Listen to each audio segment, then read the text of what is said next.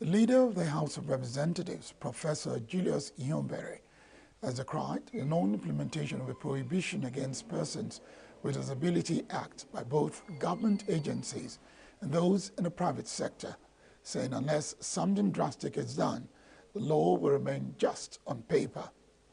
Ihombere, who spoke at a public hearing by the House Committee on Disability Matters, said many Nigerians, including heads of government agencies, believe that the act, which was signed into law in 2018 by former President Muhammadu Buhari, was a mere joke. Ihombere stressed the need to invite all relevant stakeholders to ensure that the engagements would help make considerable and impactful progress. It is worthy of note that PWDs are a vital part of our society. They are family members or parents who cater for the family needs. They make invaluable contributions at workplace, participate in all activities that involve life. Therefore, they should not be limited in their activities and struggles to earn a living, get education, and enjoy equal rights. It is also of special interest to us the issue of accessibility to public buildings and the use of sign language interpreters in the media and for public communications. And that last line is really important. We will talk more in detail as the day go by. Most of the MDS lack the requisite technical capacity to mainstream disability in their work. On the other hand, the National Commission for People Living with Disabilities is yet to develop a sector-based training models to support MDS across diverse sectors. The Federal Ministry of Information, National Orientation Agency, and the National Commission for People Living with Disabilities are yet to put in place a robust all-year-round public awareness program to drive a national campaign against discrimination of people living with disabilities. What we really need in this particular time is to see the implementation of the already signed disability bill, and also to see how the honorable member will also beautify the already signed. That is to look into it and maybe see where the bill needs to have panel beating. I think the first thing is to deepen our collaborations with government agencies, especially Ministry of Works. The second is for us to also deepen our partnership with civil society and international organizations, because, sir, no matter what happens, you need funding. And until we're able to get the international partners to design and redesign their project to accommodate proper funding for this kind of exercise, we cannot but continue to push for public awareness. There's a need for this committee to focus on public awareness so that the people can be aware. And of course, I would further suggest that we can establish subcommittee that is a subset of your committee. And that committee should be broadened to accommodate civil society, known organizations of persons with disability, and government agencies. The current mass transit buses that are being inaugurated, CNG buses, I own cars, I own fleet of buses. I'm a person with disability.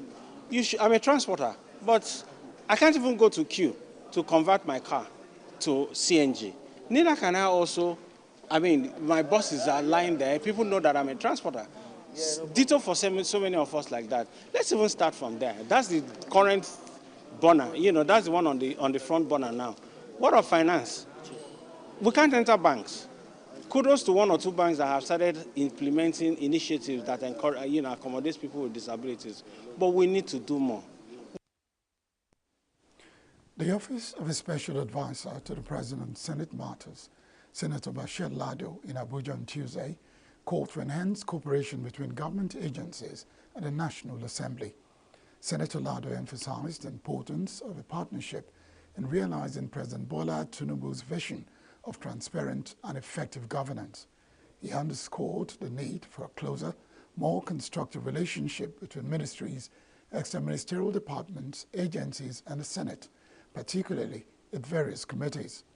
Addressing recent concerns that some agencies have not consistently responded to Senate invitations to appear before the committees as requested, the Special Advisor urged all government bodies to honor their commitments by promptly engaging with Senate committees.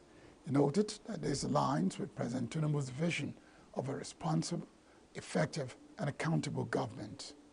Concerns that some agencies may not have consistently adhered to Senate invitations or requests for appearances before committees.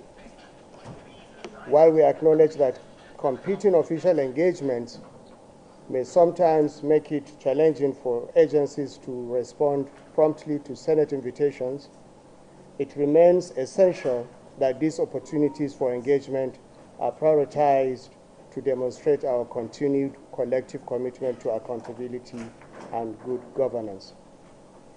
Engaging with Senate committees is an important opportunity for agencies to showcase their dedication to public service and accountability while further reinforcing the people's confidence in government. The Office of a Special Advisor in Senate Matters reiterated its commitment to fostering open communication channels between government agencies and the National Assembly, aiming to enhance joint efforts towards national development. The chairman of the Nigerian Economic Summit Group, NESG, Niyi Yusuf, has urged the federal government to prioritize institutional reforms, especially reduction on the cost of governance. Yusuf made a call on Monday in Abuja at the 30th Nigerian Economic Summit with the theme Collaborative Action for Growth, Competitiveness and Stability. Yusuf said that foreign investment inflows had tripled, boosting the nation's foreign reserves, adding that these gains were tempered by macroeconomic instability. He said that the Naira had depreciated by more than 72% against the dollar, and inflation remained elevated at 32.2%, thereby placing immense pressure on the citizens and the economy. He said that the fiscal situation remained a significant concern as public debt had reached 121.67 trillion naira by the first quarter of 2024, pushing the country's debt to GDP ratio to 52.9%. He stressed the need for the country to seize the opportunities to rebuild the foundations for inclusive growth. He further said that present challenges demanded new approach centered on collaboration to promote growth, competitiveness, and stability. He said that the outcomes of the 2023 summit focused on igniting growth, ensuring sustainable investment, and reviving national dignity. The Nigeria Labour Congress (NLC) has called on the National Assembly (NAS) to expedite action on modalities for the coverage of a new national minimum wage. The NLC President Joe Ajero said this during a book launch titled The Future of Work: Is the Tripartite Body in Africa Ready for Digital Economy? On Monday in Abuja. On July 24, the Senate President Godswill Akpabio said during a plenary session that the 70,000 naira new minimum wage applied to all workers, including maids and other domestic staff. According to Ajero, there is need for the National Assembly to come out clean on the area of coverage for the new minimum wage. However, said that by the pronouncement of the Senate President, the new minimum wage was not restricted to companies that employed over 25 people. He said the NLC was waiting for the law itself to come out to quickly address the issues before the confusion would start. On CNG buses, Ajero said that the NLC had received 15 CNG buses out of the 20 announced by the federal government. He also expressed worry over the lack of CNG stations where the buses would refuel. Nigeria's petroleum marketers are upbeat that it will sell premium motor spirit petrol cheaper than that of a Nigerian National Petroleum Company Limited if the Dangote refinery begins direct sale of petrol for them. Spokesperson of Independent Petroleum Marketers Association of Nigeria, Chinedu Kadike, disclosed this in an exclusive interview on Monday. Ukadike gave assurance while giving an update on petroleum marketers' plans to directly purchase petrol for the Dangote refinery. This comes days after the federal government, through the Minister of Finance and Chairman of Implementation Committee on Naira for Crude Sale to domestic refineries, Wale Edun, confirmed that marketers have been cleared to purchase petrol directly from Dangote refinery. However, Edun last Friday said that part of implementation of a Naira for crude deal with Dangote refinery was for marketers to leave petrol directly without NNPC as a middleman. This comes at the back of a latest hike of petrol in NNPCL filling stations to 1,030 Naira per litre in Abuja, while other petrol stations sell at between 1,100 Naira and 1,200 Naira. Similarly, NNPCL fixed between 1,040 Naira and 1,100 Naira as ex-depot prices. That is the rate petrol marketers are expected to buy at the product at depots. Nigerian government's permission to marketers to lift Dangote petrol became a lifeline outside fuel import. According to him, the direct purchase of Dangote petrol would remove all the fees added by NNPCL on the product. Stressed that as soon as marketers begin purchase of Dangote petrol, the price would drop below NNPCL's current fuel price of 1,030 Naira per litre in Abuja. Up ahead, NDDC sensitizes contractors to register with Chamber of Commerce. 18 million Lagosians to receive preventable disease vaccines. Stay with us.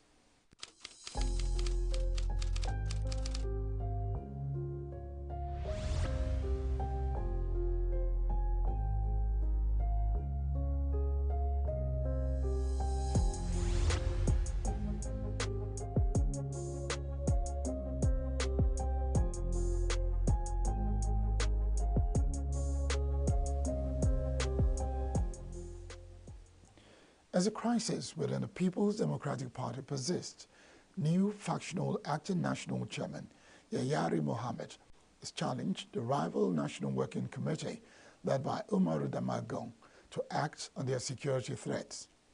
The acting National Publicity Secretary Ibrahim Abdullahi of the Damagong-led NWC faction at a press conference in Abuja on Monday warned of potential security measures against Mohammed's faction in order to uphold the rule of law during the ongoing internal disputes. The opposition party has been embroiled in an internal crisis since 2022, which has polarized its NWC. Crisis rocking the PDP took a twist on Friday when its national leadership broke into two factions, with Yayari Mohammed and the acting national chairman, Umar Damango, leading each of the two factions. PDP's factionalization followed the suspension of its national legal advisor, Adeyemi Ajibade, and the National Publicity Secretary, Debo Ologunagba, by a faction of the NWC led by Damango on Friday after the 593rd meeting of the NWC on Thursday. Ibrahim Abdullahi and Okechukwu Osua were appointed by the faction to replace the duo in acting capacities. But in a counter-statement, National Publicity Secretary Ologunagba announced the suspension of Damagong and the National Secretary Samuel Ayawu by the NWC due to what the statement described as a series of complaints raised against the duo. PDP says it has filed a petition at the Election Petition Tribunal to challenge the victory of the All Progressives Congress APC at the just concluded governorship election in Edo. State Chairman of PDP, Dr. Anthony Aziegbemi, disclosed this at a news conference on Monday in Benin. Aziegbemi said that the party filed a petition in spite of not being able to inspect the election materials. He, on behalf of the PDP, expressed his heartfelt gratitude to all Edo people who came out en masse on September 21 to cast their votes for the PDP in spite of militarization and financial inducement. According to him, the journey to reclaim the mandate has begun, and with God's grace, the mandate will be returned. Speaking on the claims that the PDP disrupted the inspection of election materials at the INEC office, Aziyegbemi said there was no reason PDP would hinder the process they sought. The Correspondence Chapel of the Nigerian Union of Journalists, ENUGU, in Kogi, has declared the poor telecommunication network services currently being experienced by subscribers in the state. This was contained in a statement jointly signed by the chapel's chairman, Shegun Salami, and its secretary, Abdul Rahman Saliu, after its emergency meeting on Monday in Lokoja. The chapel urged relevant stakeholders to resolve the issues and restore services without further delay. Meanwhile, the telecoms operators under the aegis of the Association of Licensed Telecoms Operators of Nigeria in Kogi had on October 8 raised alarm over the imminent communication outages in Kogi, the Federal Capital Territory Abuja, and its environs. The chairman of Alton and spokesman of Telecoms Operators of Nigeria, Benga Debayo, said the alarm was due to the closure of critical hubs belonging to infrastructure companies connected to several telecom sites. According to him, the Kogi State Utility Infrastructure Management and Compliance Agency, KUMCA, on October 7 sealed 6 telecom hubs connected to several telecom sites in the state and its environs. It said KUMCA demanded payment of huge sums of money before the hubs would be unsealed. All contractors doing business with the Niger Delta Development Commission, NDDC, have been urged to register with the Niger Delta Chambers of Commerce, Industry, Trade, Mines and Agriculture, NDCCA, TMA. The Managing Director, NDDC, Dr. Samuel Obuku, made a call at a one-day sensitization workshop on establishment of the chambers on Monday in Asaba. Obuku, represented by Honorade Omo Udoyo, a director in the commission, said that registration with NDCCI TMA had become a requirement to do business with the NDDC. Said that the essence was to enable contractors to participate and benefit from the prospects of Chamber of Commerce. The managing director also urged small and medium enterprises operators and other business owners that require financial support from the commission to register with NDCCI TMA. Obuku said that the commission had entered into a memorandum of understanding with the Chamber of Commerce to ensure strategic and fruitful collaboration. On its part, the Delta Acting Governor Mwande Onyeme commended the commission for the vision behind the establishment of NDCCI TMA, saying that it will drive business activities in the region. Represented by Sonny Ekadeye, Commissioner for Economic Planning, Onyeme said that the initiative would have positive impacts on businesses in the region. The Niger Delta Development Commission, NDDC, on Monday commenced the distribution of 5,000 educational tablets to students from 17 primary and post-primary schools in the 8 local government areas of Bayelsa. The ceremony, which took place at DSP Alamesia Banquet Hall in Yenagoa, was part of NDDC's interventionist mandate in the Niger Delta region. Tablets were preloaded with educational content for primary, junior, and secondary schools curriculum. During the speech, the managing director of NDDC, Samuel Obuku, said the commission will continue to support the NDDC-mandated states in a drive to address education needs and interests of the people of the region. Obuku, represented by the Director, Education, Health and Social Services, George Uzowane, also said that the event underscored the unwavering commitment of the Commission under the leadership of President Bola Tinubu to the holistic development of the region. According to Obuku, the initiative is not merely about the provision of digital devices. It is a significant leap forward in their commitment to integrating technology into the educational processes that shape the future of children. The Lagos State government says no fewer than 18 million residents are expected to be vaccinated for preventable diseases under its non-polio supplemental immunization schedule to start October 19. The Supervising Permanent Secretary of the Lagos State Primary Health Care Board, Dr. Abimbola Bowale, disclosed this while speaking to journalists at a media orientation on non-polio supplementation immunization. The media orientation held on Monday was organized by the State Ministry of Information and Strategy as a way of increasing awareness on a forthcoming vaccination. Immunization exercise, which would hold in all the 57 local government development agencies of the state, is in partnership with the United Nations Children's Fund. The government says no fewer than 18 million residents are expected to be vaccinated for preventable diseases under its non-polio supplemented immunization schedule to start October 19. The Supervising Permanent Secretary of the Lagos State Primary Healthcare Board, Dr. Abimbola Bowale, disclosed this while speaking to media men. Governor Abba Kabir Yusuf of Kano State has approved the promotion of 20,542 primary and junior secondary school teachers and non-teaching staff for the year 2023 and 2024. The chairman of the State Universal Basic Education Board, SUBEB, Madam Yusuf Kabir, announced this during a meeting with education stakeholders on Monday in Kano. Kabir said that the governor also approved the implementation of a promotion to affected staff in October in order to boost their morale. He urged the beneficiaries to rededicate themselves to their duties so as to reciprocate the government's good gesture to them and the education system. He also appealed to community leaders, Islamic clerics, and related organizations to sensitize parents on the importance of enrolling their children in schools.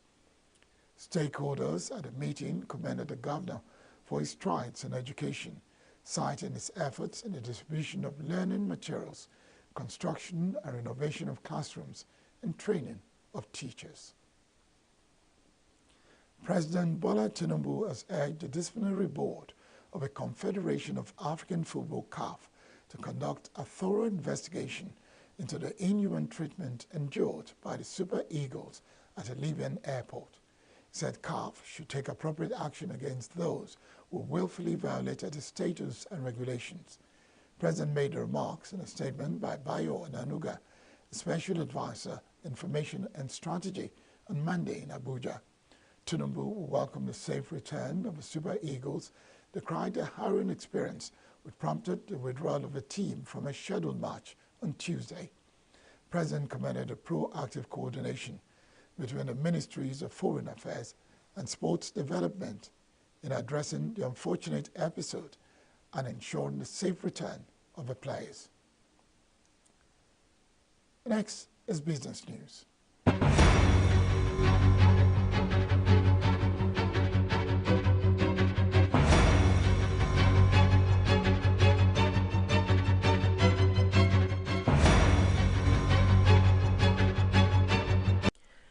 Nearly 200 startups from Nigeria and around the world are competing for a chance to win $200,000 at the Supernova Challenge 2.0 in Dubai. This early-stage startup pitch competition shows Nigeria's emergence as a vibrant hub for tech innovation, with many startups gaining prominence despite the country's challenging economic environment. Judging criteria for the competition include innovation, market opportunity, business model, traction, and team strength. Prizes are awarded to the top 3 startups, along with special mentions for Women in Tech and YouthX Awards. The event, which runs concurrently with GTEx Global 2024, shows the growing importance of startups in Nigeria's economy. A new report by the International Renewable Energy Agency and the International Labour Organization (ILO) shows that global employment in the renewable sector increased to 16.2 million jobs in 2023. This represents an 18% increase from the previous year, when jobs stood at 13.7 million. The Renewable Energy and Jobs Annual Review 2024 highlights China as the driving force behind this growth, contributing 46% of the total with 7.4 million renewable energy jobs. The majority of these positions were created in the solar photovoltaics (PV) sector, which supported 7.2 million jobs globally, of which China accounted for 4.6 million. Southeast Asia has also emerged as a growing hub for solar PV manufacturing through investment from China. Meanwhile, liquid biofuels ranked second in global energy employment, with Brazil and Indonesia leading this sector.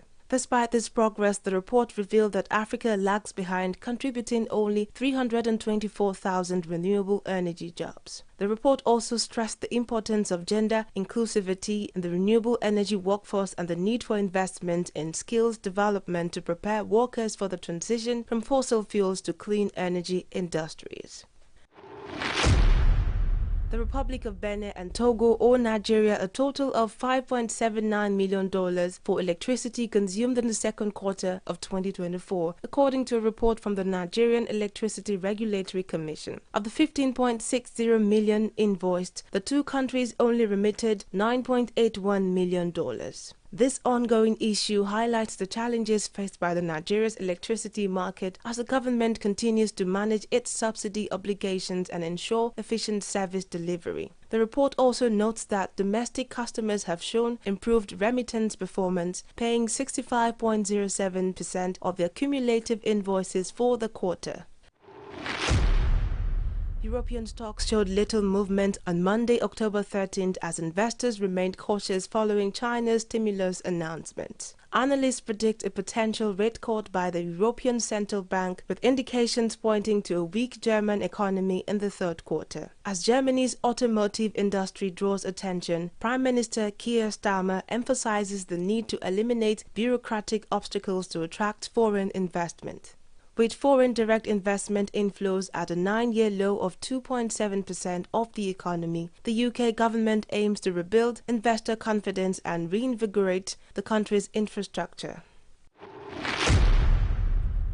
At the close of the trading session on Monday, October 13th on the Nigerian Stock Exchange, a total of 304.97 million shares valued at over 19.7 billion naira were exchanged across 8,083 deals. This represents a 252% increase in turnover and a 16% rise in the number of deals compared to the last trading session. The current market capitalization now stands at 59.5 trillion naira.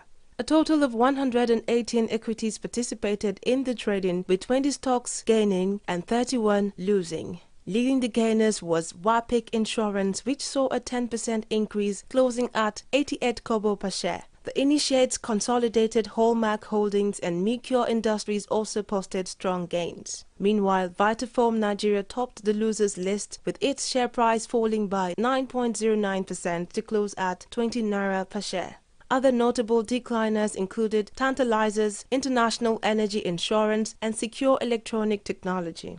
In terms of trading volume, Curtix led the pack with 37.9 million shares traded, followed by Zenith Bank with 34.1 million shares, United Bank for Africa at 33.9 million, and Charms with 18.8 million shares. The NGX All-Share Index rose by 0.62%, closing at 98,215.13 points. This represents a 1-week gain of 0.52%, a 4-week gain of 1.23%, and a year-to-date increase of 31.35%, reflecting overall positive market sentiment. And that's the news on Signature Business. I am Thompson Natus.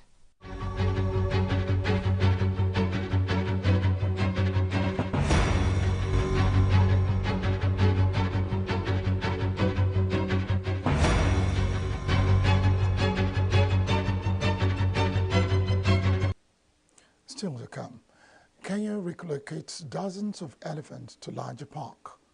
Canadian police say agents of Indian government involved in criminal activities on its soil. Details shortly.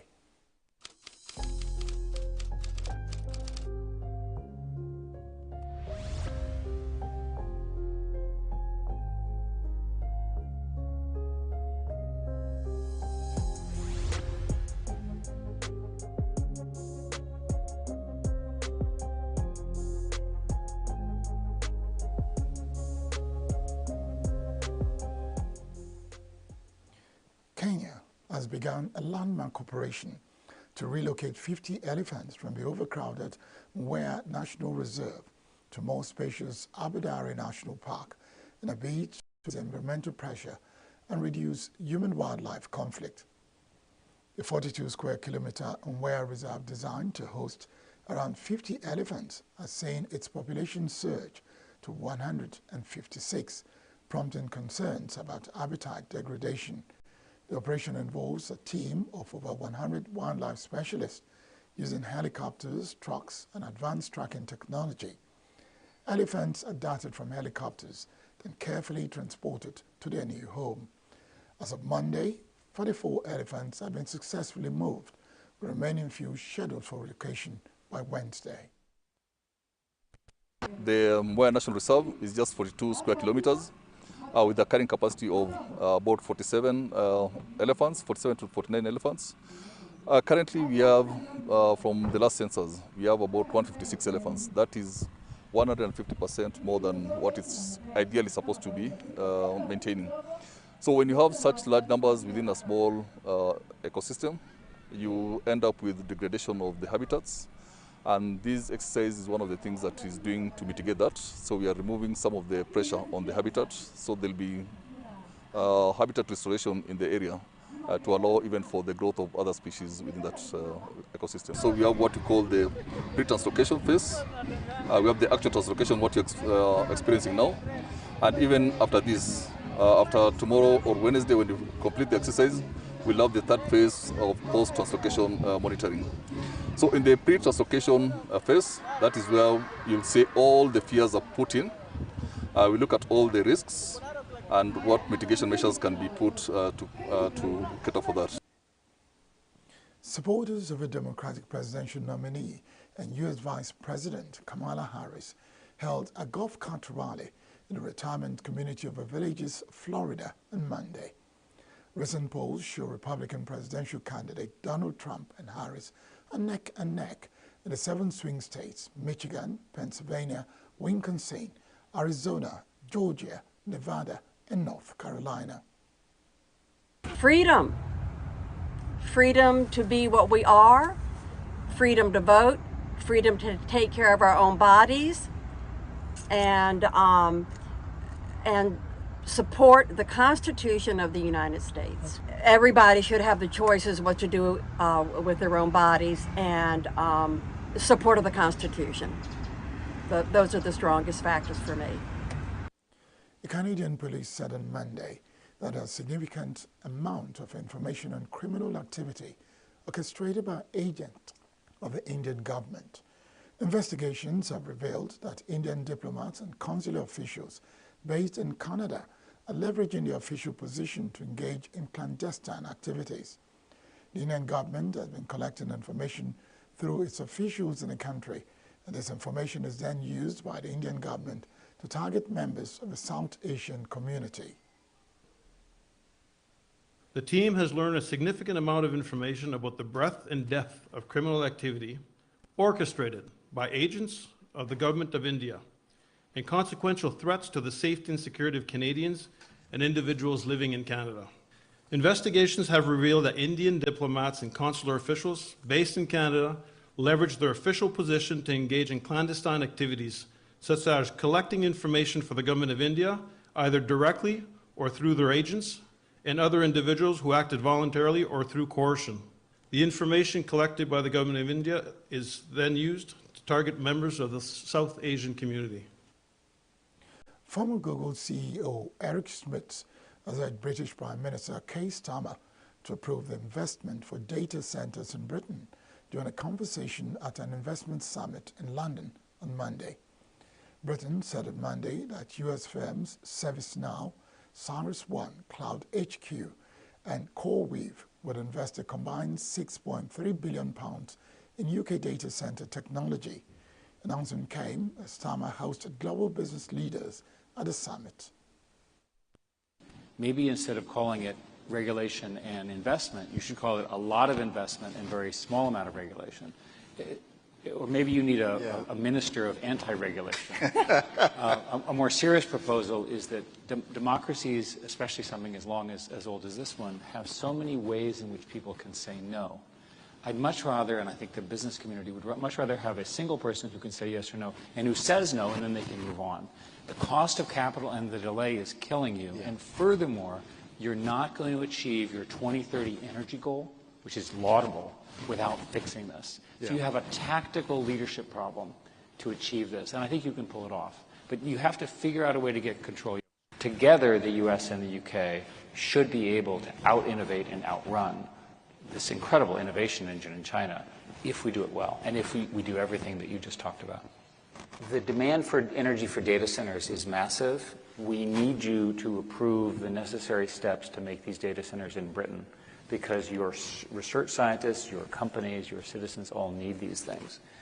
Now, how can I be in favor of green energy and also in favor of using more electric power? Because the more electric power allows us to build new materials, new science, eventually get fusion, which is the ultimate solution to these problems, and so forth. Just an improvement in energy efficiency through new materials in cars and distribution networks and so forth has a huge impact. So it's paradoxical. Invest in AI, and as a result, the solutions to the energy transition become apparent much quicker. Starmer emphasized the need to streamline regulations to create a clear path for investment, while Schmidt called for a focus on minimizing regulatory hurdles to foster growth.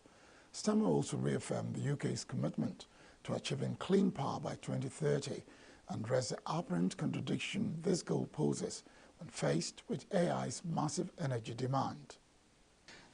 I'm not, as it were, saying all regulation is bad, but the sheer volume that we've got here and the inconsistency with different regulators or bodies pulling in slightly different directions means it's not just the volume of regulation, it's also the fact that there's not even a sort of clear landing path in for investment. That is what we need to strip away. There are other things as well, the grid, the infrastructure, etc. And I think on innovation, on technology, on things like artificial intelligence, we've got a real chance on this if we take the chance now. This is so important because we are absolutely committed to clean power by 2030, which is really tough. It's the most exacting anywhere in the world in terms of getting to clean power. It's tough, but it's doable, and what it brings with it is security. On the face of it, there is an apparent tension between AI and technology, which is massively going to increase the demand for energy, and this, absolutely running towards clean power 2030. I actually think that if you step back, the two go together.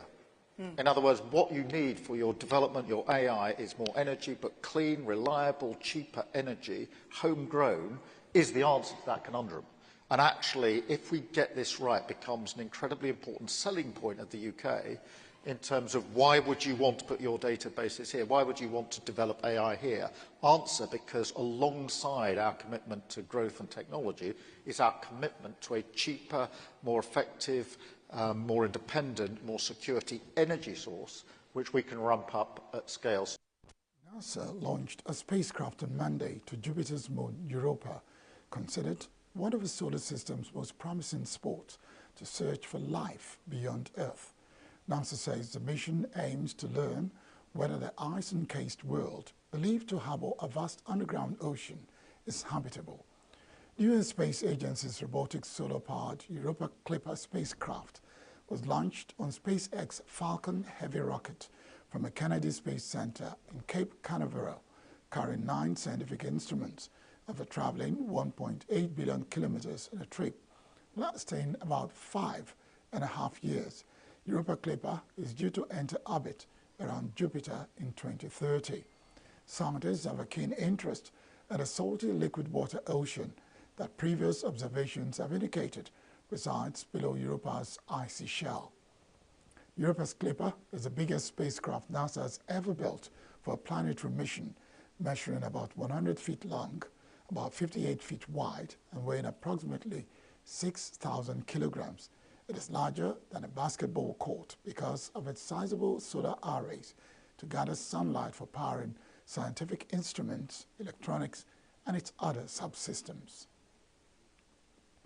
United Nations Secretary General Antonio Guterres has condemned the large number of civilian casualties in an intensifying Israeli campaign in northern Gaza, a spokesperson said on Monday.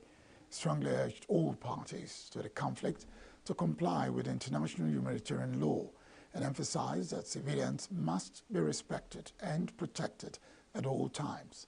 UN spokesperson Stefan Jurezek told reporters. We are aware of very disturbing reports about an Israeli attack on the grounds of a hospital complex in central Gaza.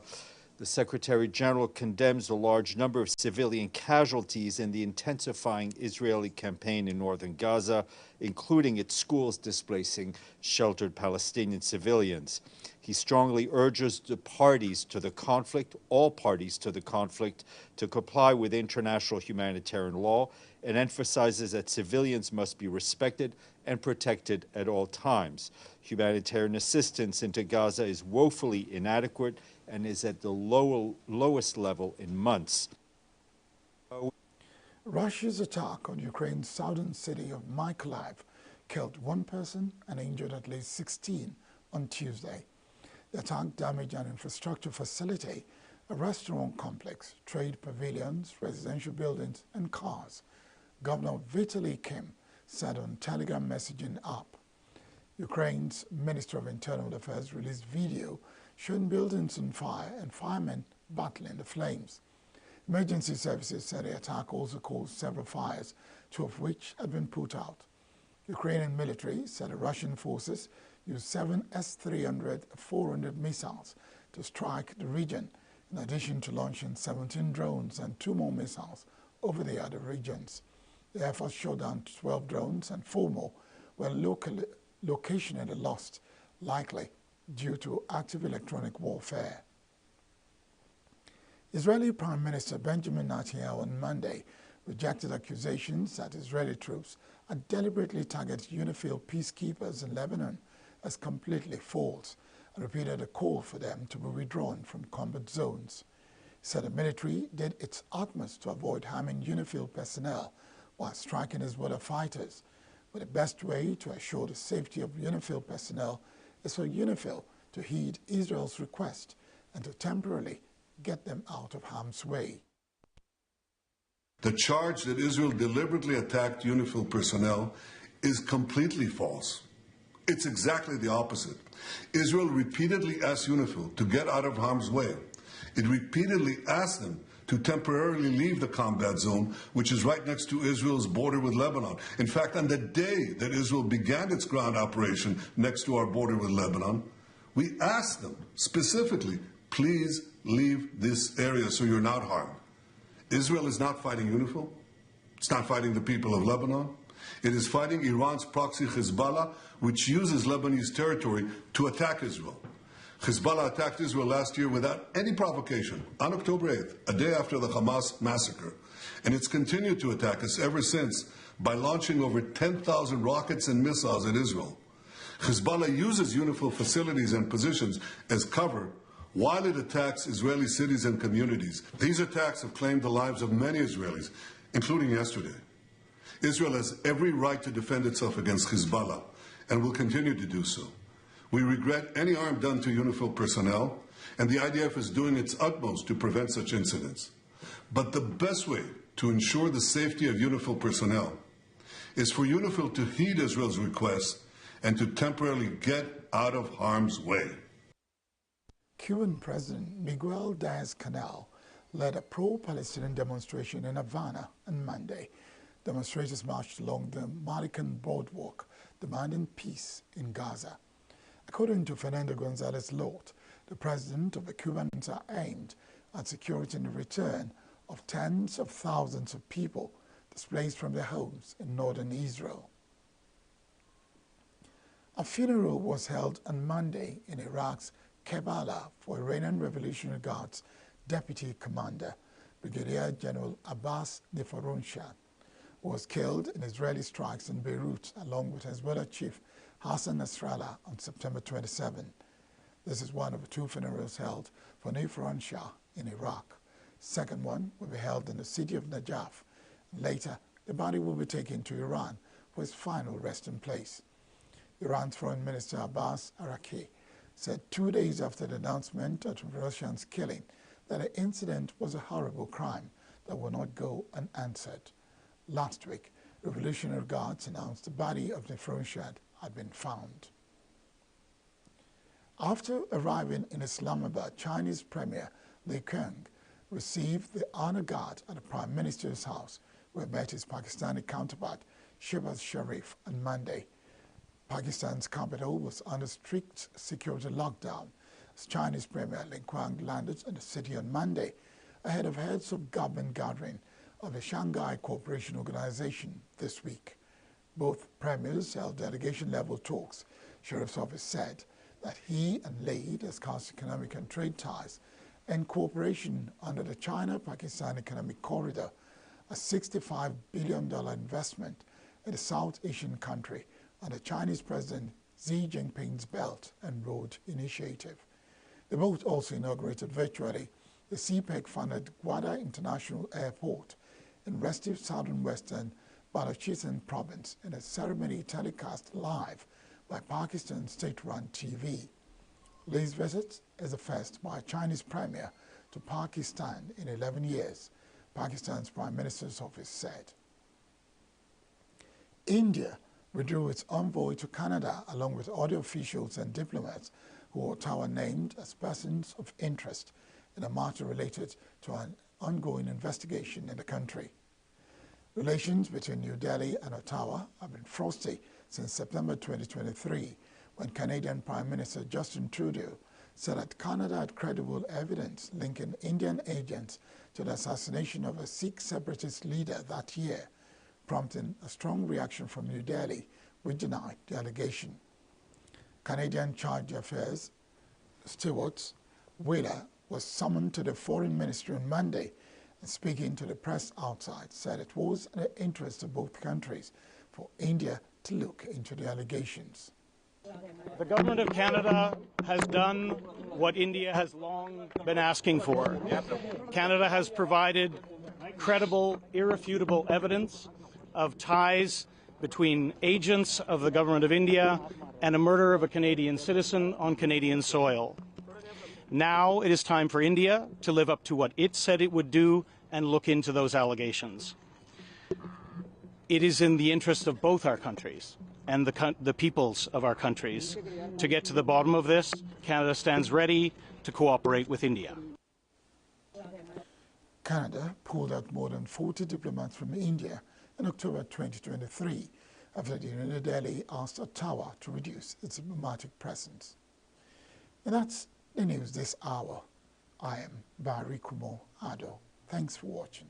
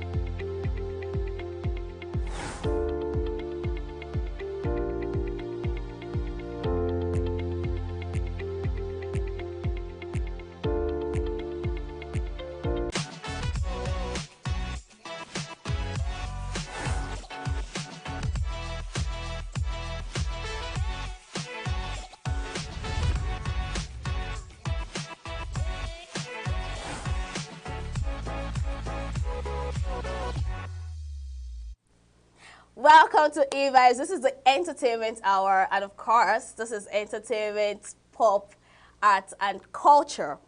And I'm your baby girl, Queenette, and I'm not doing this show alone today. I'm here with my co-host. Of course, she's doing it with the amazing Layomi Adeyemi. Yes, Okay, so this is the entertainment hour. Like I said, we'll be giving you the juiciest gist. So grab your popcorn because, of course, we have interesting, intriguing the gist very for you best with of your detailed stories. So stay jiggy. So our first story is Adesua, Etomi Wellington, and Banky W announced they're expecting baby number 2. Nigerian actress Adesua Etomi Wellington and her husband Banky W are set to expand their family as they have announced that they are expecting their second child. On October 14, 2024, Adesua shared the exciting news with her followers on Instagram, posting stunning images from her maternity photo shoot, dressed in a vibrant orange hooded gown. She lovingly cradled her growing baby bump. In her heartfelt caption, she expressed her joy, saying, first, they had each other, then they had the baby's brother. Then God sent the baby, and now they have everything. Banky W joined in the celebration by commenting, may our lives forever be a series of indisputable evidence and unquestionable proof that Jesus is alive and that he answers prayers. Thank you, God. Hashtag, see what the Lord has done. The announcement has been met with an outpouring of joy from fans, followers, and fellow celebrities, all celebrating this wonderful news in the comments. The couple tied the knot in a lavish fairy tale wedding in 2017, as we all know, attended many numerous prominent figures. They welcomed their adorable son, Haziah, in 2021, with Banky W sharing the news as part of Adesua's birthday celebration that year. Tell me how you feel about this particular story. I'm so happy for them. Like, this is nice. This is good. I can't. It seems like just yesterday when Adesua was talking about the fact that they got married for a while and they couldn't give birth, and they were expecting a child, and until God finally blessed them with a boy, Isaiah. So, and now them expecting baby too. Yes. It's nice. And I like the comment that Banky W came up with, because indeed God is good, and thank you, Jesus, because they lost their twin baby, I think sometime last year or last 2 years. And you can imagine how that feels. Like you're expecting a child and it's been growing for a while and unfortunately you lost it. Your emotions and everything that has to do with it drop. But you could see them come out even for shows, even feature in movies, looking very strong because they believe that what God cannot do does not exist. Exactly. It's not me being a motivational speaker. But then again, it's a thing of joy because for them to bounce back and expect another baby, it's something to call for testimony in church. Because some people would not even want to, you know, the complications that comes with losing a baby. Yes. So people will not even want mental, to go into not that just journey. physical now, also mental complications. Like they can fall into depression. Like, and with the fact that they've had a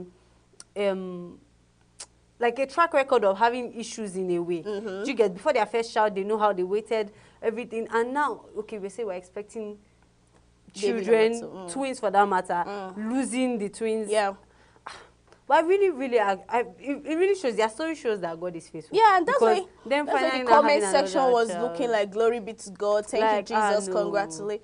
Honestly, lots of well wishes. I dropped, like, tears of joy dropped from my eye because Adesua is someone I love so much. I love seeing her on honestly speaking. So it's a thing I share in her joy. I share in her joy, and congratulations to them. Yes, big congratulations. So, the Nigerian musician Folari Falana, known as Falz, recently shared his candid experience with threesomes during an interview on the Over the Top show. Falz revealed that he has attempted threesomes twice, but ultimately decided to give up after the second experience didn't meet his expectations. He even sought professional advice to understand why it went haywire.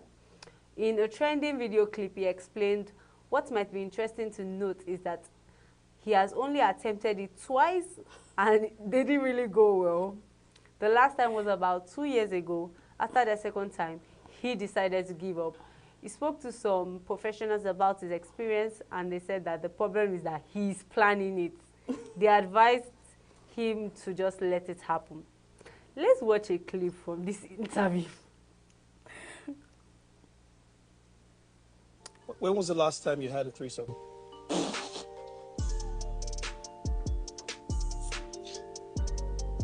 Bro, I'm dying, bro, because I didn't see that coming. You see, what might be interesting to note is I've only ever attempted it twice, and on both occasions they didn't really go well. The second time, to answer your question, the last time was I don't know, maybe like 2 years ago or so. Oh, that's a long time. Yeah, because after that second time, I just said, I give up. I also spoke to some professionals. You're trying to stick professional head. And they said to me that problem is that you're planning it. Right. Yeah. It's better spontaneous? They said, just let it happen. Got you. So I said, okay. I wait for that day. Okay. You know, I understand why he's laughing, right? There's this thing about, you don't want me to say it. No, say it. Okay. There's this thing about you having a fantasy, all right? And you imagine how that fantasy is going to play out when you decide to go do it. And it didn't go as planned. You tend to be like, what is this? Is this not supposed to be am I not supposed to enjoy it with what I'm picturing it in my brain and all that? But truth be told, I even wonder, is it possible that your fantasy would happen without you planning it? Well. For people that have a spontaneous sex life, I think it happens like that sometimes. Like maybe you are in the club, a lady is feeling you. In fact, another lady is feeling you. And you guys are just like, let's go to the room. And it happens. Okay. Do you get? So in such a situation, you didn't say, okay, this is the girl and this is the girl that I want to be with. Because the person we're talking about now is Falz, is a guy, of course. So what would we do with another guy in the threesome? Definitely. So we're definitely talking about two ladies. Yes. So in such a situation, like, you see, they're just like vibes. We're just feeling each other. Not that, okay, we planned that, okay, Shadeo and Chinaza we'll be having a threesome. come. Maybe we do threesome. You understand? In such a situation, it will be quite. It won't go as planned or exactly. the way you pictured it. Because there's no mood. Like, you just planned everything. Yeah. But he's a celebrity, so how do you expect him not to plan it? Exactly. Like, So even his dating life, in a way, to some extent, is planned. You get, he can't just be very spontaneous because he's a celeb. But for me, and this is a threesome. This is a threesome. It's not something you do with just you and your partner. There must be a third party to it. So it has to be planned.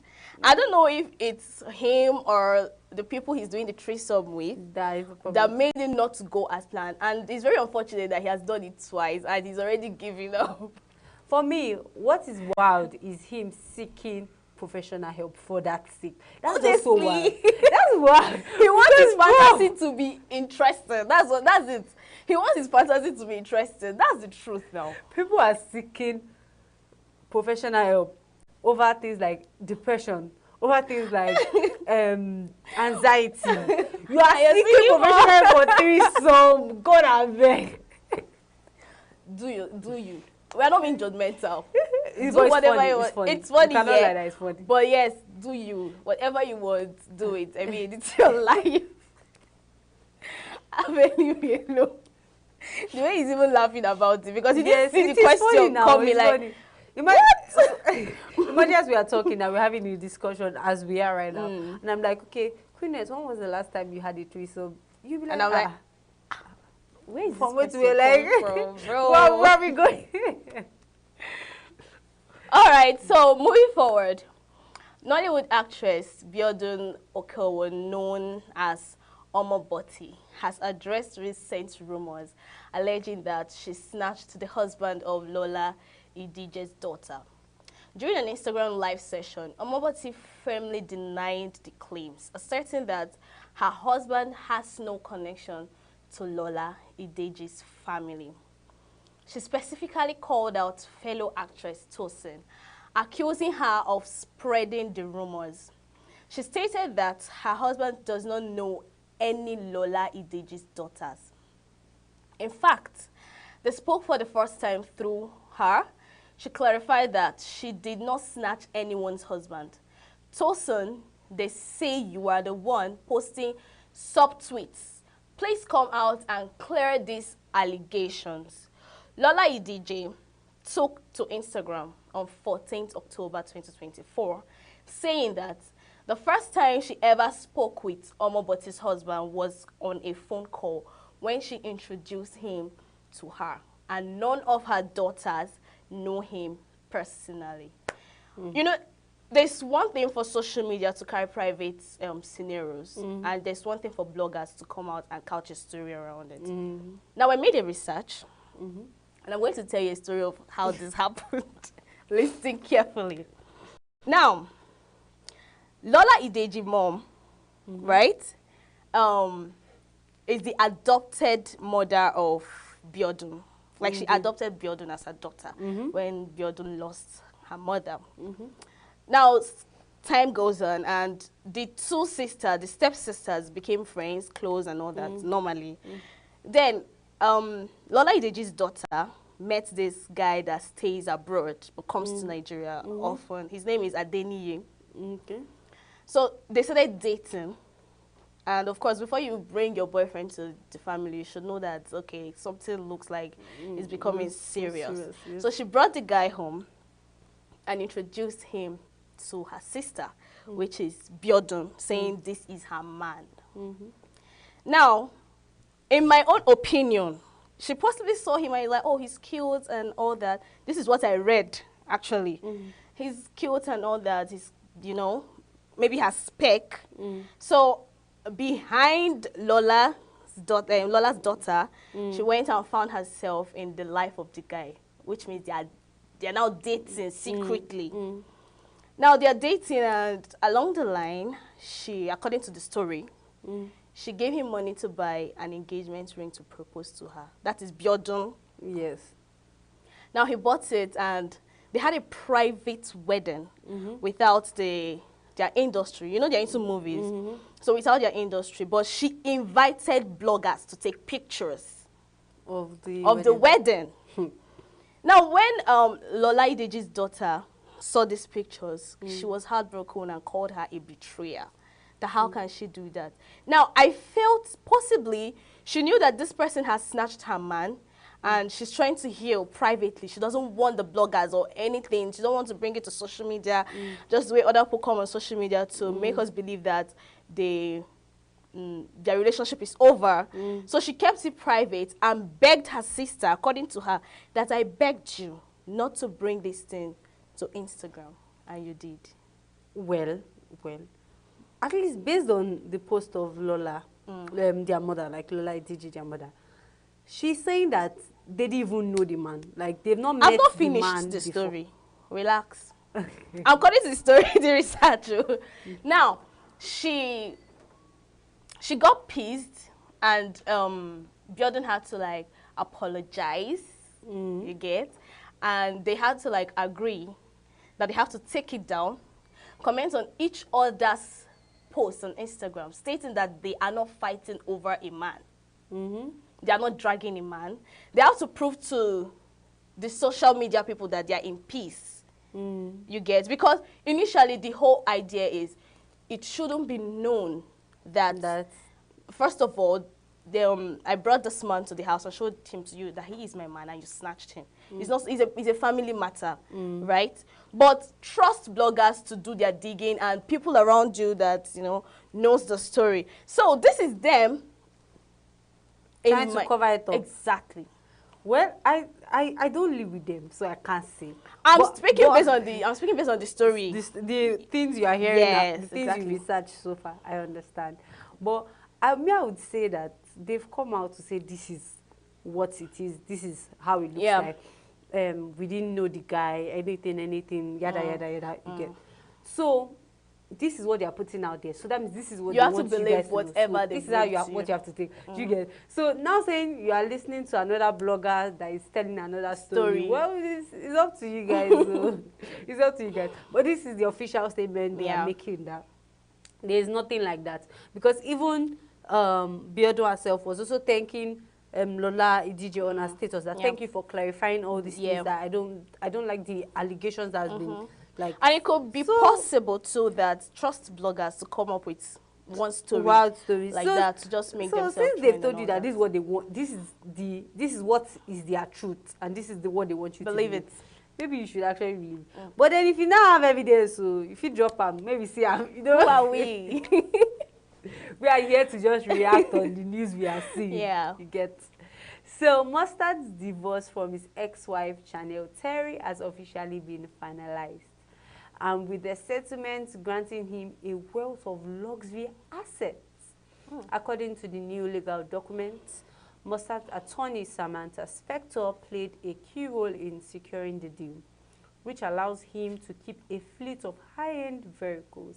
His collections include a 2020 Maybach Benz, a 2018 Lamborghini Aventador, a 2022 Cadillac Escalade, a 2022 Rolls-Royce Cullinan, and a 2019 Lamborghini Ursus, among others. He will also retain a classic 1960 Chevy Impala, 4 motorcycles, and 2 Sea-Doo jet skis. In addition to the cars, Mustard will keep his mansion in Chatsworth, as well as residential properties in Simini Valley and Los Angeles. The couple shares 3 minor children and will have a joint legal custody, with Mustard agreeing to pay $24,500 per month in child support. Wow. Chanel will receive a one-time spousal support buyout of $315,000 and will keep a pyjama and lingerie brand Sleepover, along with a Tesla Model X. To balance the settlement, Mustard will also take a one-time equalization payment of $275,000 to Chanel. Wow. Mustard filed for divorce in May 2022, after a year and a year and a half of marriage, and the couple had been together for several years before tying the knot in October 2020. With the divorce now finalized, both are officially single. It's not something to smile about. Well. You see those vehicles that I was don't mentioned? like. That's what made me smile. Honestly, personally. Because I'm like, this is very serious. I don't like the fact that the cases of divorce from these celebrities are increasing by the day. But it's something that is already public knowledge, so you have to live with it. It's something to talk about. I don't get it, honestly. You know, these celebrities are people's role model in a way, right? I guess. And if they see that you're married and the way you portray this marriage on social, of course, we're not meant to believe whatever social media shows you. The real life is what you actually matters. You get. So it's saddening that every day celebrities are getting divorced. I don't know, is it a trend? Well, we see that most of the times now, when people get married, they get married on the standpoint of like, we are attracted to each other. Most of them, they don't really have like a deep connection or a meaningful connection. And I blame them and I don't blame them because of the fact that being a celeb comes with a lot of fake life and a lot of fake people. So in a way, you don't know who is who. Do you get? And most times, everybody is always trying to hide, especially as a celebrity, trying to hide any bad part about themselves. So even if we are two celebs that are interested in each other, we only know the good part of each other based on what we see. Like what I allow you to see, what you allow me to see. Do you get? So what you only really be seeing is the good part. Then we are like, okay, we're dating. And because of our time schedules, we probably don't even have so much time to date. Do you get? Like our dating time may just be like, okay, yes. And anytime we see, we want to like give each other the best part of ourselves, best version of ourselves. Apart from being celebrities, it's something that happened in a normal person's life. But being a celeb makes it worse because you know that if you ever break up and this person comes out there, the person will reveal, might have the like chance or opportunity to reveal talk about it. Those bad things about you. Yeah. You get? So in such situations, like everybody's careful. You are being careful and being careful in such a situation. So when you now finally say, okay, let's get married, and you know, there's something about emotions, and you guys are just in cloud nine. So you are seeing the good part of each other. So does it mean that the emotions they had initially dropped? No, what happens is that the flaws of each person begin to catch up with each other. And we now find out that, okay, yes, I can't really live with this flaw that this person has. So you didn't see the flaw when you both enjoyed it? That's what I'm saying. Like most of them are, most times, in every relationship you see now, most relationships, let me say most, not every, people are always trying to hide their flaws. People don't want you to see their flaw. So being a celeb now makes it worse, such that, okay, it's not so easy to now see the flaws. Because even my managers, even the people, like my staff, everybody's trying to hide my flaw so that I seem the perfect. way you picture me. Do you understand? The image of me is perfect. So at the end of the day, let's not bring emotions we keep marrying. Let's not bring emotions to it. The image of like the celeb and not who the person really is. And marriage is not something you can do with an image. It's something you have to do with the person. The real person. The real person. So that's why when you now find out the real person, flaws now show up. Now yesterday they don't divorce. So me, what I'm actually interested in, that's why I was smiling. What I'm actually interested in is that, do you think she actually got a good enough compensation if you really look at it? It depends on what actually caused their fight, you get. Like, and I mean, I mean the separation now. You know the reason why people get prenups because of the compensations they will get. The reason why people get prenups is so that I will not share my properties. So this one they didn't get a prenup. So everything they have is for both of them. So now they have to find a way to share it. Like you get lawyers who so it's meant to be that's why equal. it took like a long time for them to finally like break up, because they'll have to keep meeting, trying to settle things and even custody wahala, a lot of things. And like they'll be spending money on that too. Yes. So do you think she actually got good enough compensation? Like she was paid, like they were like 2 one-time payments. One of like over $200, one was over $300. Then there's now child support that like I think that's 24,500. So that's for the children, just to be taking care of the children. And she was allowed to keep her brand and maybe a Tesla. I don't understand. Is she not supposed to keep her brand? Okay, she's meant to share whatever. Yes, that's the point. That's the reason why some people now they'll tell you prenup straight up before we get married. Let's sign a prenup. But in normal marriages, it means that everything you own, I own. That's why it's called we are becoming one. People are forgetting that's what marriage is about. We are becoming one person. So in such a situation like that means everything you have is what I have. It's like the way you can have a man and be like, whatever is for my man is for me. Imagine if now when you now actually get married, it's like it's official. Do you understand? It's official that whatever you have is for. So like that.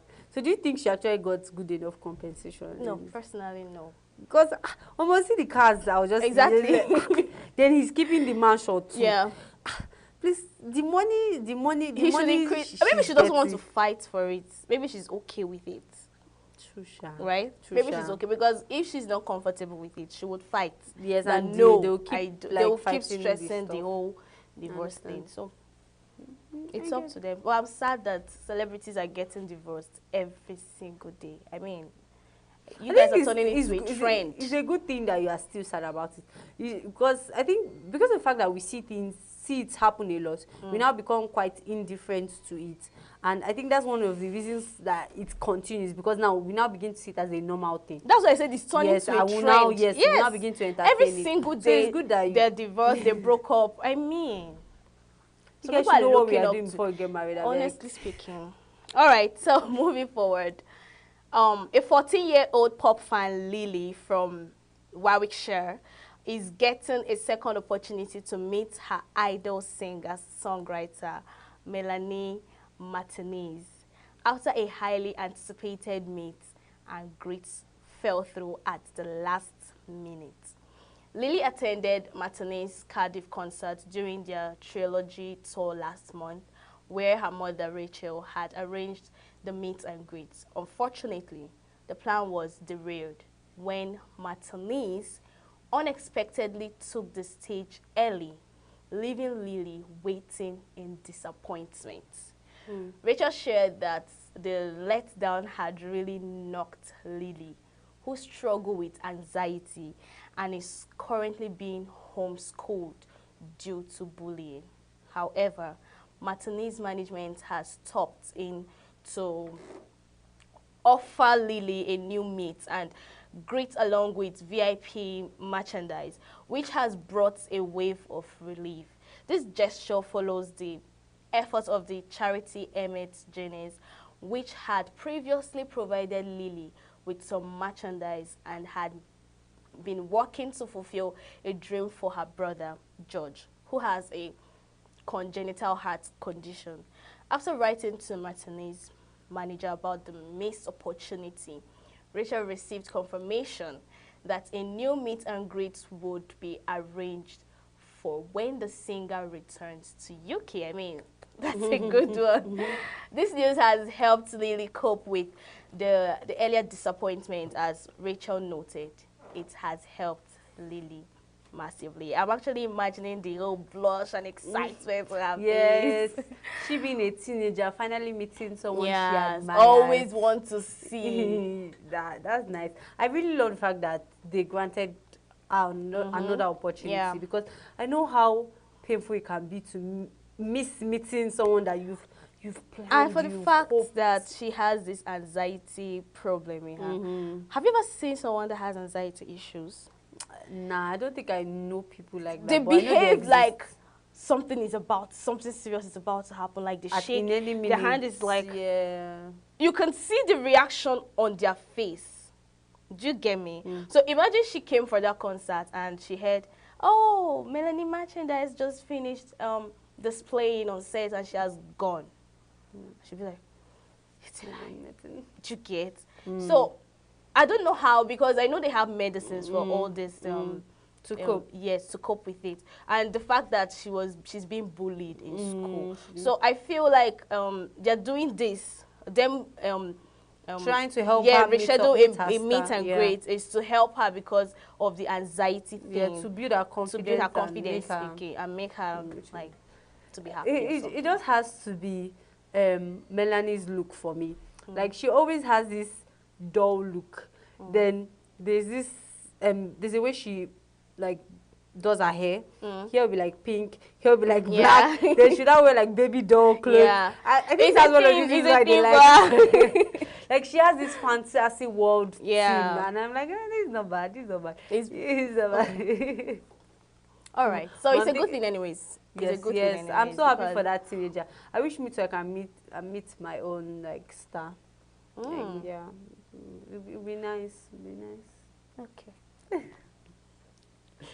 So, the attack on Titan, the musical, has arrived in New York City, bringing the globally beloved Japanese manga to life on stage, based on Hajime Isamai's best-selling series, which has sold over 140 million copies worldwide.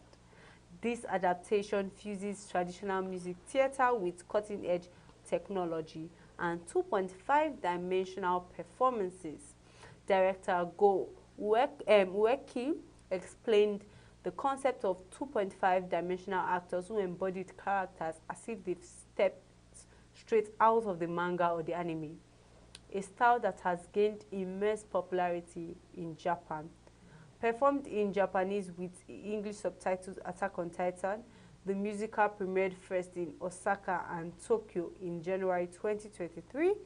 The New York City debut marks its first international production, running from October 11 to 13 at the New York City Center.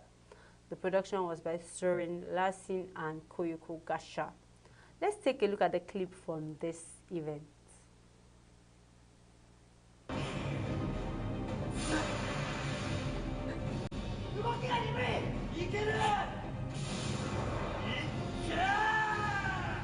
We are familiar, stranger, unknown warrior.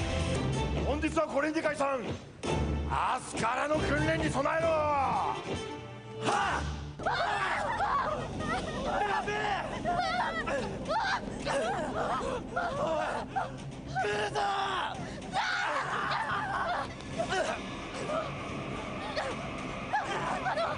本当に。サシャ！ごめんなさい！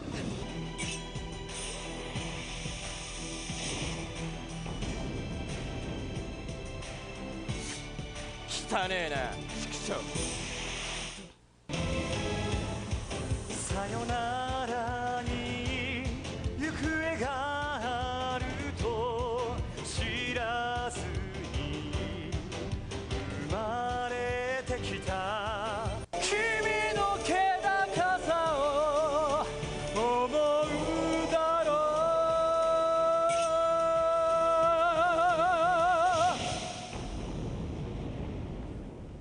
う。リヴァイ、退却だ。退却だと。まだ限界まで進んでねえぞ。My anime fans, gada, what do you think about this? First of all, yes. Initially, it looked like a game. Like when the guy was on that rope thing and tried to calm down, and that's core head. I'm like, is this a game? And they're trying to play. Let me give you the full gist. Even I say you don't really know exactly. Anime Give me like the full gist. Let me give you the full gist. So for you guys that love animes, like you understand, you know how animes, you know how the thing they go get. So they have like mangas and they have movies. So some mangas actually make it to movies, but some don't. So mangas are like comic books.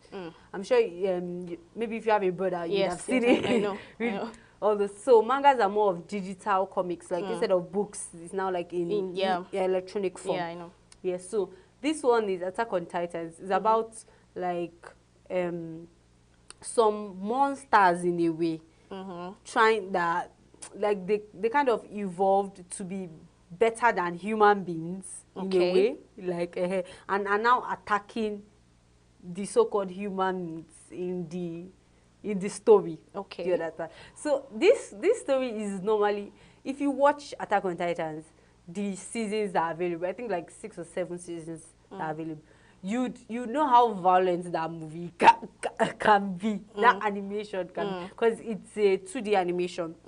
So if you watch it, you like, it's like anybody that you ever like in that animation, anyone in that anime, anyone you feel like is your favorite would die, because it was a lot. It kept people on their toes. Yes, like the suspense was mad.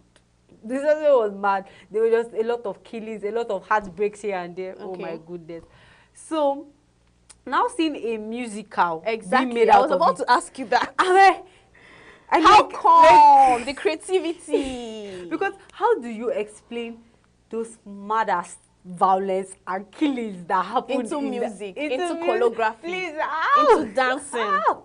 So actually, for those that watch Attack on Titans, either you watch or read it, what do you think about this musical? Tell me, like, I want to know what you think about it.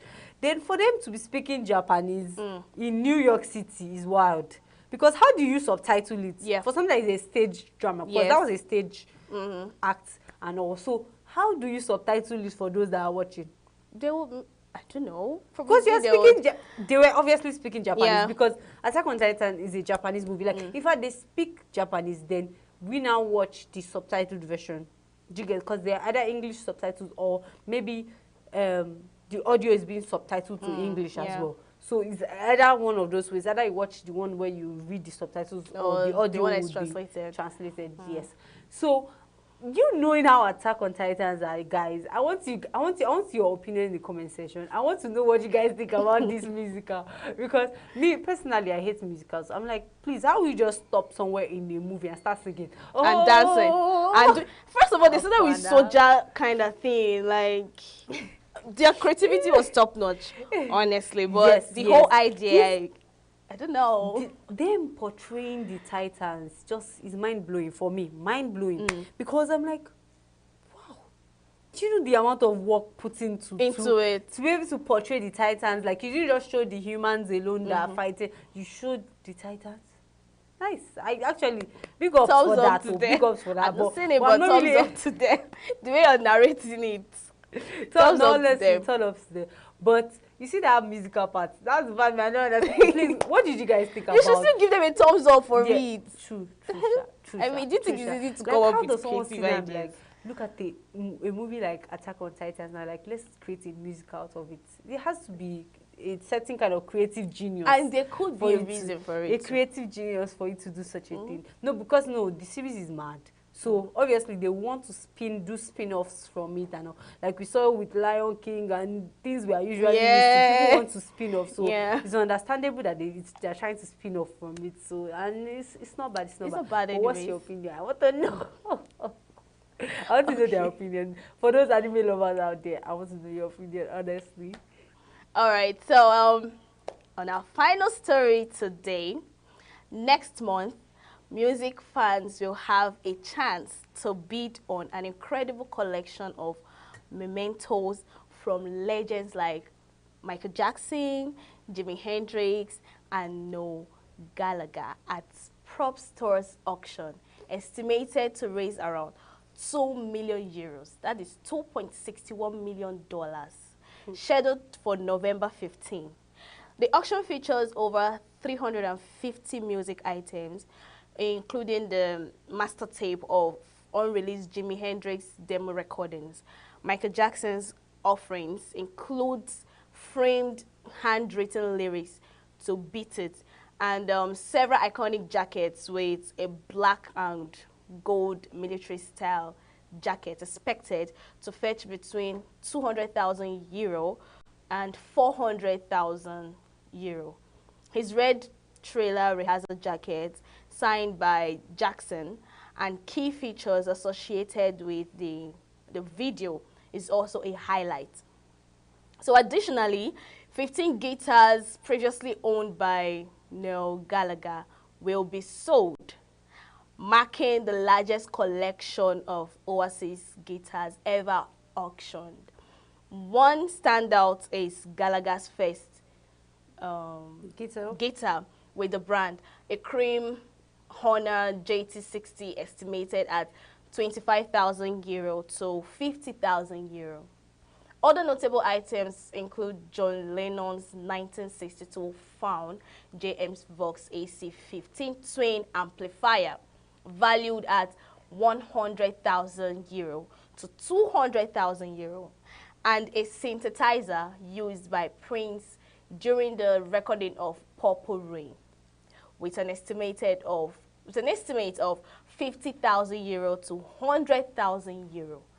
With the excitement around Oasis' potential reunion, this auction promises to attract significant interest from collectors and fans alike. So let's take a look at this auction. It's special because it has been not only signed by Michael, but on the inside, on the back lining, it's signed by John Landis, who of course directed the Thriller video, and his wife Deborah Landis, who designed the jacket for Michael to wear. It's a super piece, and it's at the end of the day, it's a Thriller jacket that Michael's worn. It was made bizarrely after he failed to buy Adam and the Ants military jacket that he was so famous for. So Michael loved it so much he wanted Bush and Tompkins to make him one, and of course this was made to Michael's exact spec, and it looks spectacular. It contains 4 unreleased demo tracks, recordings on a master tape of Jimi Hendrix, and from Jimi Hendrix and the Jimi Hendrix Experience. And the box that this tape comes in, Jimmy has handwritten the titles on there. You've got to remember, these tracks have not been heard since 1968. So absolutely incredible, and they're going to create a storm of interest. The guitars form part of the biggest Noel Gallagher guitar collection to come to auction, and included is a JT60 Honer, which is one of the first guitars Noel ever played as Oasis, which was around about 1992. So we're really pleased to be bringing that to market. And of course, we've also got Noel's Silver Sparkle Gibson, which customised. It was the first guitar Noel had built to his exact specification, and Noel is on record as saying it's not just the best guitar, it's the best guitar ever. I think we couldn't have asked for a better opportunity. With the Oasis guitars do come up for auction. They're primarily they're Noel's guitars, and they're hugely sought after by collectors. The reunion has taken that interest to a different level. All right. It's so nice. So what do you think? It's so nice, actually. If I could afford it, let me use that You would word. buy one, right? I would buy one. The guitar especially. Yes, from Noel Gallagher. So for those people that really love Oasis, love their music, you love Jimi Hendrix, you love Michael Jackson, his outfit and this everything. auction is just like, it's for you. If you have the money, you can go and afford them. Keep it for memory. Keep it in your archive. The auction Show is your coming out children. in November. I think November. Yes, November 15th. that's next month. Yes. So this is quite nice too. So we'll be going on a short break now. Don't go anywhere. Just go and refill the popcorn and come back. So you can go and do that one. You get. So we are coming back with our celebrity picks for the week. So stay tuned.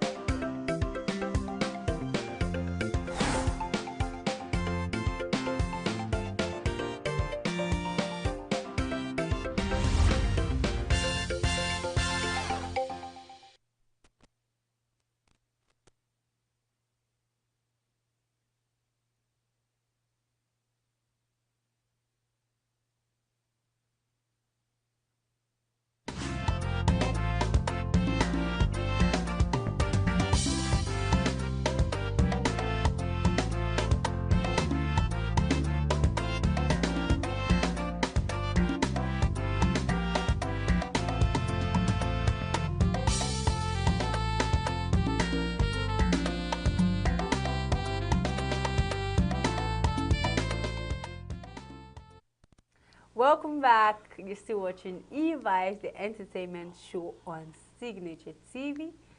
And like I said, we are going to be telling you guys our celebrity pick for the week. Yes. And our first celebrity pick is from the films and arts category, Adesua Etomi. Tolulope Adesua Etomi Wellington, commonly known as Adesua Etomi, is a Nigerian actress and entrepreneur. She debuted her film career with Knocking on Heaven's Door. Since then, she has starred in several films and won many awards. Amongst them is the 2016 African Magic Viewers' Choice Awards. Adesua Etomi announces that she and her husband, Baki W, are expecting their second child. And to think that that was on our stories and Yes. just today. Yes. I love Adesua. Honestly. She's beautiful. She's she's talented. Oh my God. And I really love her personality in a way. Like, you know, when you follow Instagram a lot, you see her with Bisola, with Big Body. The vibe that the friendship, that bond, I love it. And I love her personal life. I like the way she keeps her personal life private, right? And I love the way she has evolved when it comes to the entertainment world. At first, you see her in the movies where she's like innocent girl that doesn't know anything. Then to some other movies you can see her as a badass person. Like, I'm telling you, the way she's sweet. You and I can agree that Adesua Etomi is incredible. Yes, she is. She is. So who's our next celebrity pick? Of course, it's from the media, and it's Nancy Isime. Yes. So Nancy Isime is a Nigerian actress. She's a model, career as an actress in the TV series Echoes in 2011.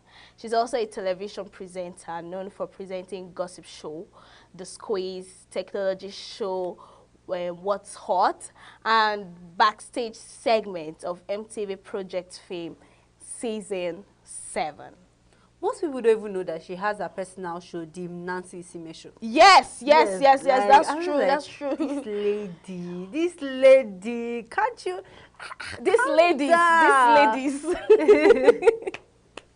She's good too. We agree that she's good, all right? And the fact that she evolved from being an actress to a media personality, hosting programs and shows and all that, means that she has a lot in her, all right? She's always looking amazing. Exactly, with her low cut.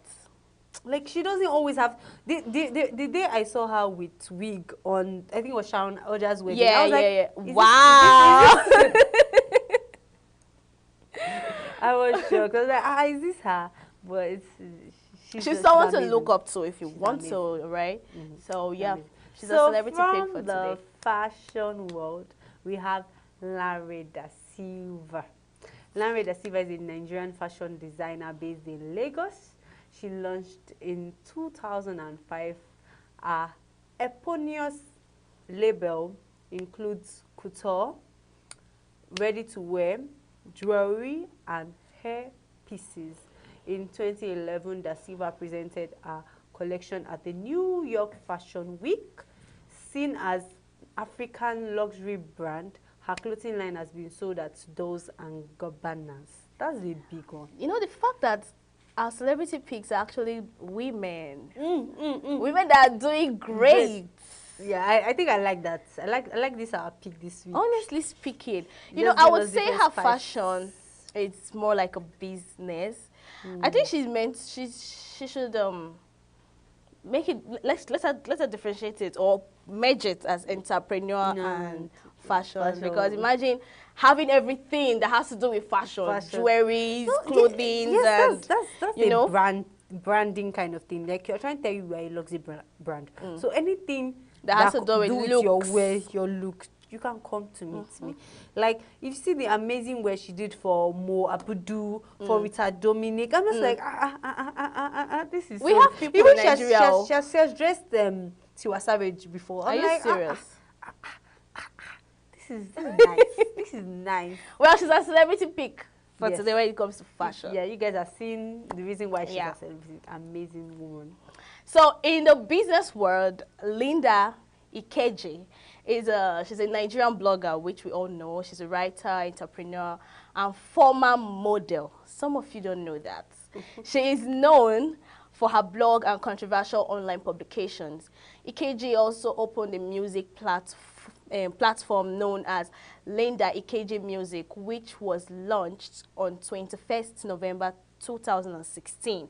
She introduced a social networking platform named Linda Ikeji Social, operating on the domain name lindaikejisocial.com. Ikeji runs a non-profit project named I Would Rather Be Self-Made. No thanks. That's a motivation I should take home to do. That woman has a lot to do. Some people just know her as a blogger. She's a lot. Like the woman. Imagine having a media station, when you know a music platform, entrepreneur. She got it 100. You see the reason why she's a business pick for this week. Oh, my goodness. She's an amazing woman. Wow. You can learn a lot. If you're a woman and you like business, I think you should go and you can do so many business. She's trying to say you can do so many business, not just one. She's an amazing woman, and I think you'll be able to learn a lot. If you want to start a business, you can learn a lot from her. So our last celebrity pick for today is Johnny Drew, from the music category, of course.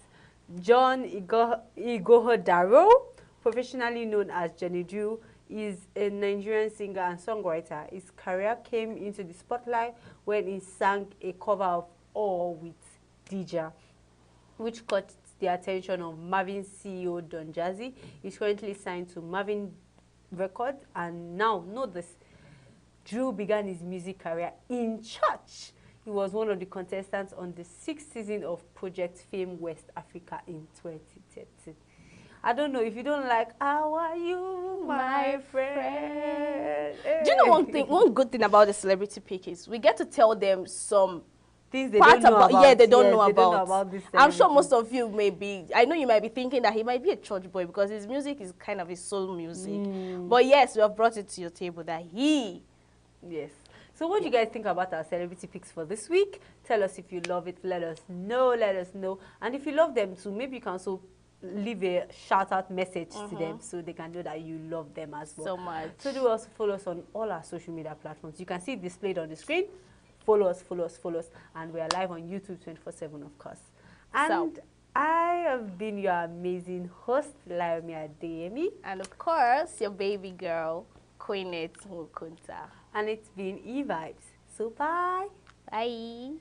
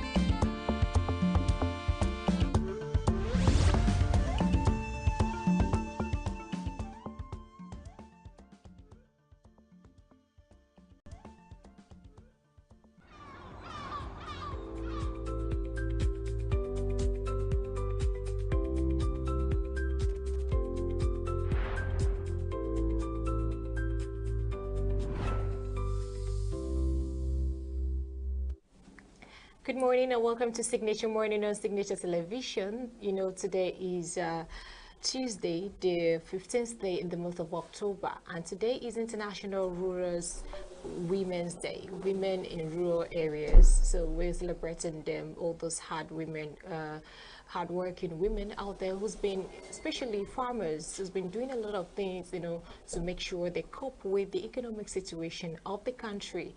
Kudos to all the rural women out there. My name is Belinda Nwobodo, and how we do it usually, we bring you the newspaper headlines, newspaper review, and of course interviews and every other thing about what's happening, what's trending on the social media and whatnot. I have Charles Pius with me this morning. Good morning, Charles. I'm excited to be here, but not as excited that I should have been, because of course we are supposed to be playing Libya today in the Nations Cup qualifiers, but it seems not to be what would happen, because exactly. It does look like our teams were sent back from Libya because of issues regarding diplomatic ties and I don't know. I mean, the story is just not complete. But what I actually wanted to talk about is the fact that they kept our people for more than 15 hours in the airport waiting. I mean, I would have thought that as soon as they landed in that airport, at least the next hour, if they are not able to get into the country to play football, they should be sent back. But staying in that airport for 15 hours without food, without change of clothes, without water, it smacks of crazy organization from the Libyan authority. Some people say it's more than 15 hours, 17 hours, even the point. It's more than that, really, and I do not know what the situation is. I really don't care what the situation is, okay? I don't want to talk about that, but the way and manner that our players were treated is what I'm concerned about. Even if you are going to keep them for that long, why don't you give them food? Why don't you even give them a hotel to stay in? At least let there be some sort of treatment that, that shows that there's some sort of connection. And this is a game, this is a football game, and football is supposed to be a game that brings African continent together and bring people together. So when you have these issues like this, you wonder whether Africa is gearing towards unity or even development that we all seek. Anyway, we will engage with that shortly and bring you up to speed when that develops. So we're up with the headlines on our dailies next.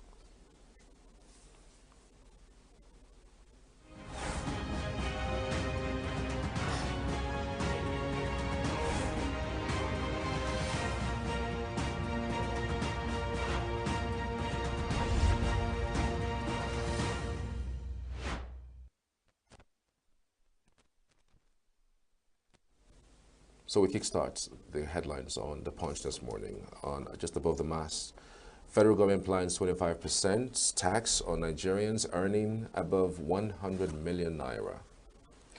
And Nigeria lost $15 billion to fuel subsidy forex round tripping. That's from World Bank. Well, import duty, federal government grants private jet owners 30-day extension. PDP factional chairman clash as governors fail to resolve crisis. PDP factional chairman clash as governors fail to resolve crisis, with the rider Damagun camp threatens to arrest Mohammed-led National Exco. NNPC sells PMS to Ipman at 995 naira per litre.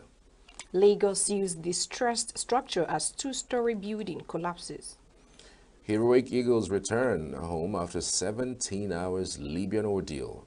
Federal government protest officially summons envoy. CAF promises probe. Moving over to the Guardian newspaper. On the Guardian, just below the mast, football foul play. Nigeria, CAF go head-to-head over Super Eagles ordeal in Libya. State in darkness as national grid collapses again. This grid that always collapses and after national grid collapses again. This grid that always collapses and after 2-3 hours or 4 hours, have power back. I mean, it's not a good thing these days. When the grid collapses, power goes off, and within the next 4 to 5 hours, it comes back. So as you are reading the story of the grid collapse, the power is back. So when you're reading it, you're wondering, where did the power collapse? Because of course, it must have passed. But again, when this grid, I keep asking, grid collapse has happened in the last 1 year for more than, I can remember, 5 times. And I wonder what the situation is. Why do we have this grid collapse all the time? Is there a problem? Is there something that the NERC are not saying, or even the power minister is not saying? So far, I mean, many persons have said that power has improved. We need that to improve even further, even though there are complaints about the fact that it's very expensive. But again, some persons are thinking that, look, this grid collapse should be checked and should be nipped. Definitely.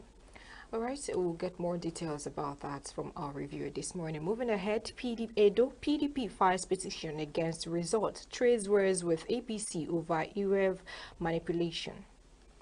Nigeria's crude production dropped to 1.32 million per barrel per day in September, says OPEC.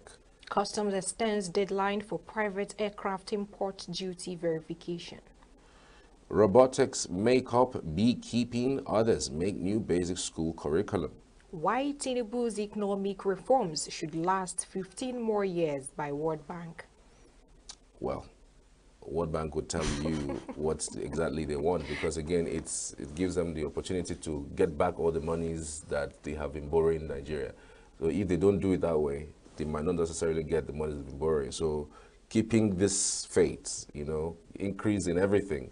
Increase in taxes, increase in electricity, increase in petrol, increase in virtually everything. Ali would save government some monies to be able to pay back their loan. But one thing about that is, even after paying the loan, they will keep on,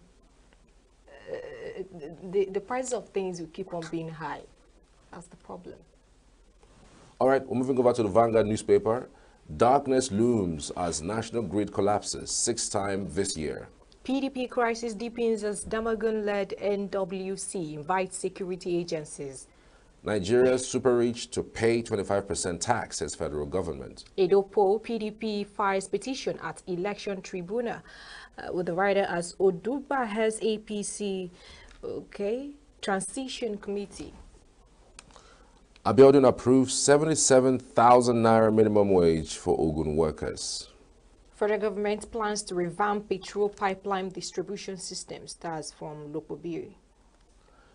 Arrest warrant. You must honor invitations from Senate's presidency, tells HOSF heads of MDAs. Cup of Nations qualifier. How Libya held Eagles hostage in disused airport for 15 hours. With the rider, diplomatic role erupts over ordeal of the players. Players recount ordeal. Lament no food, water, and I think other things there. But that's really very sad. Maiduguri Airport to start international operations in January, says Keyamo. Well, Maiduguri is the capital of Borno State. I think is the area that was ravaged by flood. Yes, definitely. They're not yet out of that. We still have issues with that particular issue, especially as it concerns cholera, you know, and diseases that may have broken out from, you know, the issues that comes with flooding. I just hope that that happens quickly.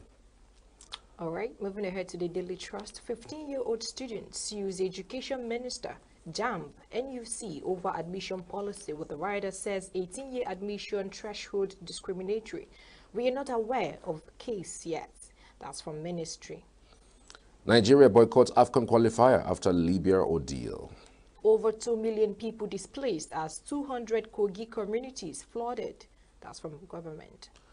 PDP governors meeting on Damagum's fate deadlocked. Okay, I think that's all. Let's take a look at the Daily Independent newspapers. Just above the marks, our economic reforms painful but inevitable, says Tinubu. More PDP governors, BOT, NASS, caucus endorse Damagum's exit. World Bank accuses federal government of using oil wealth to service the elite. With the rider, NESG asks federal government to cut governance costs, says poor getting poorer. This is an interesting headline. Maybe as interesting as it is, I should take it again. World Bank accuses federal government of using oil wealth to service the elites. Like, I was thinking 1 minute ago that the World Bank is happy that these monies have been saved. At least they can repay the loans, but it does look like World Bank is seeing what's going on. With the monies being, saved, the monies are actually used for something else. Crazy. Maybe for even personal use. All right, concerns over Nigeria drifting into one-party state, RICO. That's on the page 29. ENUGU poll, PDP files petition against Webolo's victory. And TRC and the Teachers Registration Council of Nigeria laments shrinking number of teachers in Nigeria. Federal government to boost employability of fresh graduates with markets-ready skills. Now, a nationwide blackout as national grid collapses 6th time this year. Well, I counted 7, which is good. We're close. The Nigerian Tribune, PDP threatens to unleash security agents against factions amid ongoing turmoil. Flood sacks 200 communities in Kogi. Government calls for help with the rider houses submerged in Benue after 9-hour downpour. Still on the Nigerian Tribune, COVID-19 intervention funds, reps ask 11 airline operators orders to refund 3.45 billion naira within 21 days. Petrol smugglers making 17 million naira per truck under subsidy regime. That's from NMPCL. 6 killed, 5 injured in 5-vehicle accident in Ibadan. With the rider, another 3 die in tanker accident in Lagos. Abiodun approves 77,000 minimum wage. NFF releases point-by-point detail of 20-hour ordeal on Libyan soil. MBS ranks Warrior first in South as Makinde employs over 22,000 in 5 years. All right, that's it on the headlines this morning. We have our reviewer in the house, Chris Maduka. Chris, good morning. Good to have you. Good morning, Chris. Good morning, Charles. Good morning, Belinda. And good morning, Nigeria. The World Bank has released a statement stating clearly that it seems this oil wealth, because again, the subsidy that the government have been talking about is so that the monies will be available for it to be able to do things, create jobs, maybe do infrastructure. But World Bank is saying that the oil wealth that the government is getting is using it to service the elite. What's your impression about this?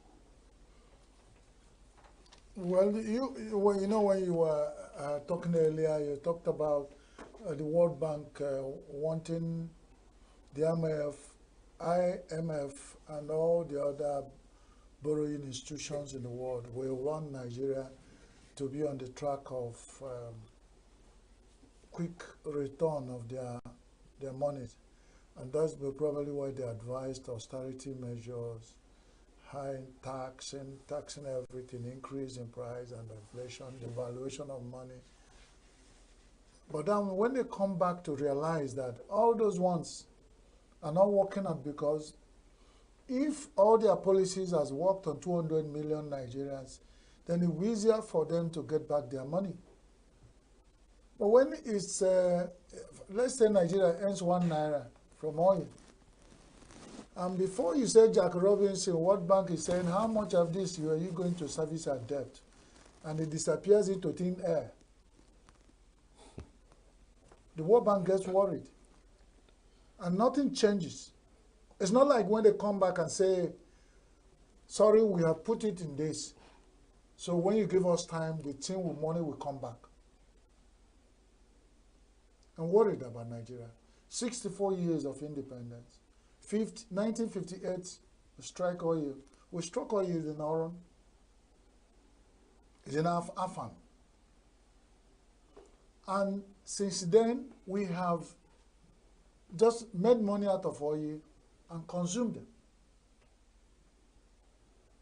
We can't look at, the worst we did was organize Festac 77, build Festac village. That if you get to Festac town now, and they give you food to eat there, you will not. Let them look around and tell me one single thing beyond the edifice, multi-story building for NNPC and Shell and all those oil companies. What does Nigeria use our money from oil to do? You know, I'm being a bit circumspect. I'm talking about money that we yield money. Yes. It's not about consumption, because everybody, we're just consuming, and so the people who are borrowing money are worried. Yeah, I'm being circumspect with whenever World Bank or IMF make comments about Nigeria or African countries or continents. The reason is that the corruption of this continent is a gain for Europe. How do I mean? These leaders, when they grab these monies, they buy posh houses in the UK, Canada, US, and they use US banks, UK banks. They even use offshore, facilities to buy these properties in Dubai and all these places. So they see these monies. They see when it moves out of Nigeria. Why are they not calling them out? If you are a bank manager in the UK and you have rules and regulation as to deposition of monies in your banks, and you see a certain amount of monies in your bank, and you don't call it out, you don't tell them to return it from where it's coming from, you see where the money is coming from. Why is it difficult for Europeans and Americans? You know, so sometimes when it's the same World Bank, I mean, they are the guys who control these monies. They see where these monies go. They cannot tell me they don't see where this money. They can't say they don't. What I'm saying, World Bank. That's what I'm saying. So when they make comments like this, I'm beginning to be circumspect. You see where the corruption that we see in African continent, Europe gains, the Caribbean gains, because this is where these people go to spend these monies, buy these houses, buy things, buy everything that they have, and you don't call them out. You don't return the monies. Do you know we still receive Swiss money, the money that Abacha looted? We are still receiving it today. Abacha died over 20 years ago or so. And we're still receiving that money till this date. And so, the money you receive from Abacha loot, point at one thing Nigeria has done with it. Is it from fire to frying pan? What I'm saying is that you have a very good point. But you do not expect that you set fire in your house and the rats that come out of your house are meat for me, and you want me to go and start holding you not to set fire in your house. If we're setting fire in your house, so you have firecrackers and firemakers in your house, you keep setting fire, you expect me, in a world of these days where another man's poison is another man's meat, to come and start preaching and sermonizing to you on how to deal with your economy. So why are they not accusing the federal government? They are not accusing anybody. They're only saying that whatever they are doing now, whatever they are saying is still to their favor. They believe that if whatever money they put in Nigerian economy circulates, it multiplies, and it's easier for them to get back their money. But when it's used to service only few elite people in the society, it becomes difficult for them to get the money, because where will the money go? They will use it to repay loans. They will use it to buy houses in Dubai, and then go into Swiss account and all that. So will World Bank get the loan they gave Nigeria from that? And that's their worry. They become a personal. They have all these summits every now and then. They have all these seminars. They have all this summits all every now and then. Do you know the way the world is going? People are beginning to pull out of some of these world summits. And you need to really organize yourself. And that's why I'm worried about Nigerian leadership and so much dependency on IMF and World Bank at this level. There's nothing you do for your girlfriend's son to call you Papa. There's no free meal, even in Freetown. There is nobody who will love you more than yourself. So what are we expecting? All those old, mind-bending policies of the old United Nations, my foot. Why are you united? How can you united? Where the global economy, you are globalizing on equal level or on giant and ants. So the leadership of certain West African countries have realized that, and they've chased the crazy barheads out of their country. And they're beginning to reclaim their land. You are talking about the, I don't know. The military coups It's not about military coup. It must not be military coup to say, give us a breathing space. Is it only military? If it's only military that can do that, then what I'm saying is that until people begin to take bold steps, why won't the democratic government begin to look at these kind of things? Why are they leaving the young boys to take such decisions? And look at the countries where such decisions have been taken. Can't you see difference? And every day, people open up your borders. Somebody says giving you grants, aids, all those kind of things. For how many years? And you cannot point at single thing that this aids has done. The only thing is as giving them inroad into your society to watch what you are doing, monitor you, get reports of how you sleep and wake up. The money they cannot spend in their country, people have started, something sounded 25% of tax on elites. That's the kind of thing Nigeria should have done. But they say 100 million. And that's tell you that some Nigerians have 100 million in their accounts in the same country you are. How do they earn it? When I said in this sitting here that some Nigerians have 500 billion naira in their account in this country. And they use billion vans. And they say it's their money. Nobody can stop them. In such society, nobody taxing them. Nobody is even asking, because with such people can buy the tax office, buy the Ministry of what is it, FIRS, Federal Revenue and all. You can buy anything. So nobody even go their way. They give them big names. Is this poor civil servant that they take their money from source? Beyond that. So if you have a good society that taxes people from source, no matter what, then you get to a point you make money, it becomes useless for you. They start registering charities and see where they go and do it. So they do round of it. That's what these Americans are doing. They are not coming here to fight malaria because and if they are fighting malaria, why are they getting vaccine for malaria? So they do round robin, bring money to fight malaria, chase back malaria in 1960, bring it back in 2024, or fight all those kind of names you hear. And they bring their own people to earn the money and turn it. That's where they round robin. And Nigerians have not realized that. You're waiting for them. You say they're waiting for them to tell you what.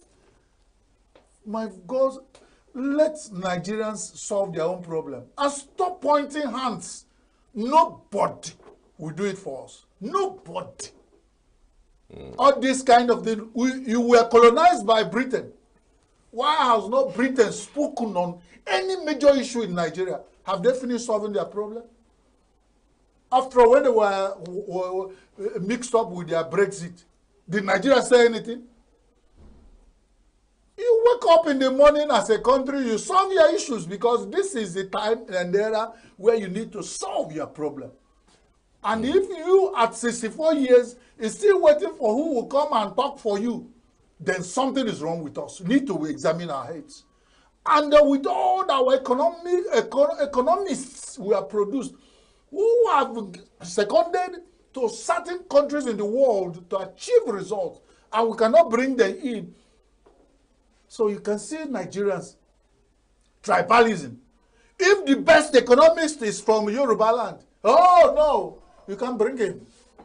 If the best doctor is from Hausa land, no, you bring tribalism.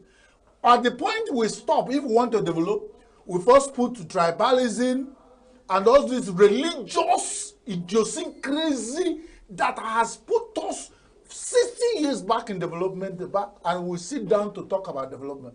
And the world is watching us, they're using it because Nigeria has the greatest potential to be the strongest country in the world. We go one step forward, they will think we are going somewhere, we'll go back. Watch out what will come out of 25% tax. For the super rich. If you earn over 100 watch out what will happen. The same Nigerians will be in federal Iran revenue. What do you suspect will happen? And what I suspect will happen, corruption will set in. No Nigerian. You know the worst thing? The people that don't pay tax are these super rich. They don't pay tax. I will tell you what happened. I've worked in urban water reform. I've worked in Bauchi. I work in River State. I work in Asaba. I worked in Ebonyi. I worked in Delta. If you reform water, people will agree they will pay. You put up tariff and go to collect the money from rich, super rich. With all those prison yards they mount and fence themselves up, they don't pay water rate. And when we are crying that treated water is expensive to get to people, what the super rich use those water to do is to water their lawns. And they will not pay. The wickedness of these people in Nigeria, the super rich. And that's why we are where we are. Because even you send people to go and collect the money, what they will do, they will buy them over and the people will come back. It happened in one organization I was working for before. The advertising agencies were owning a broadcasting house I was working for. They sent some marketing people to go to Lagos to negotiate.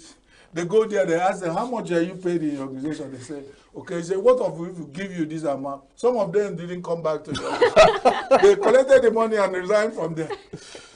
Corruption.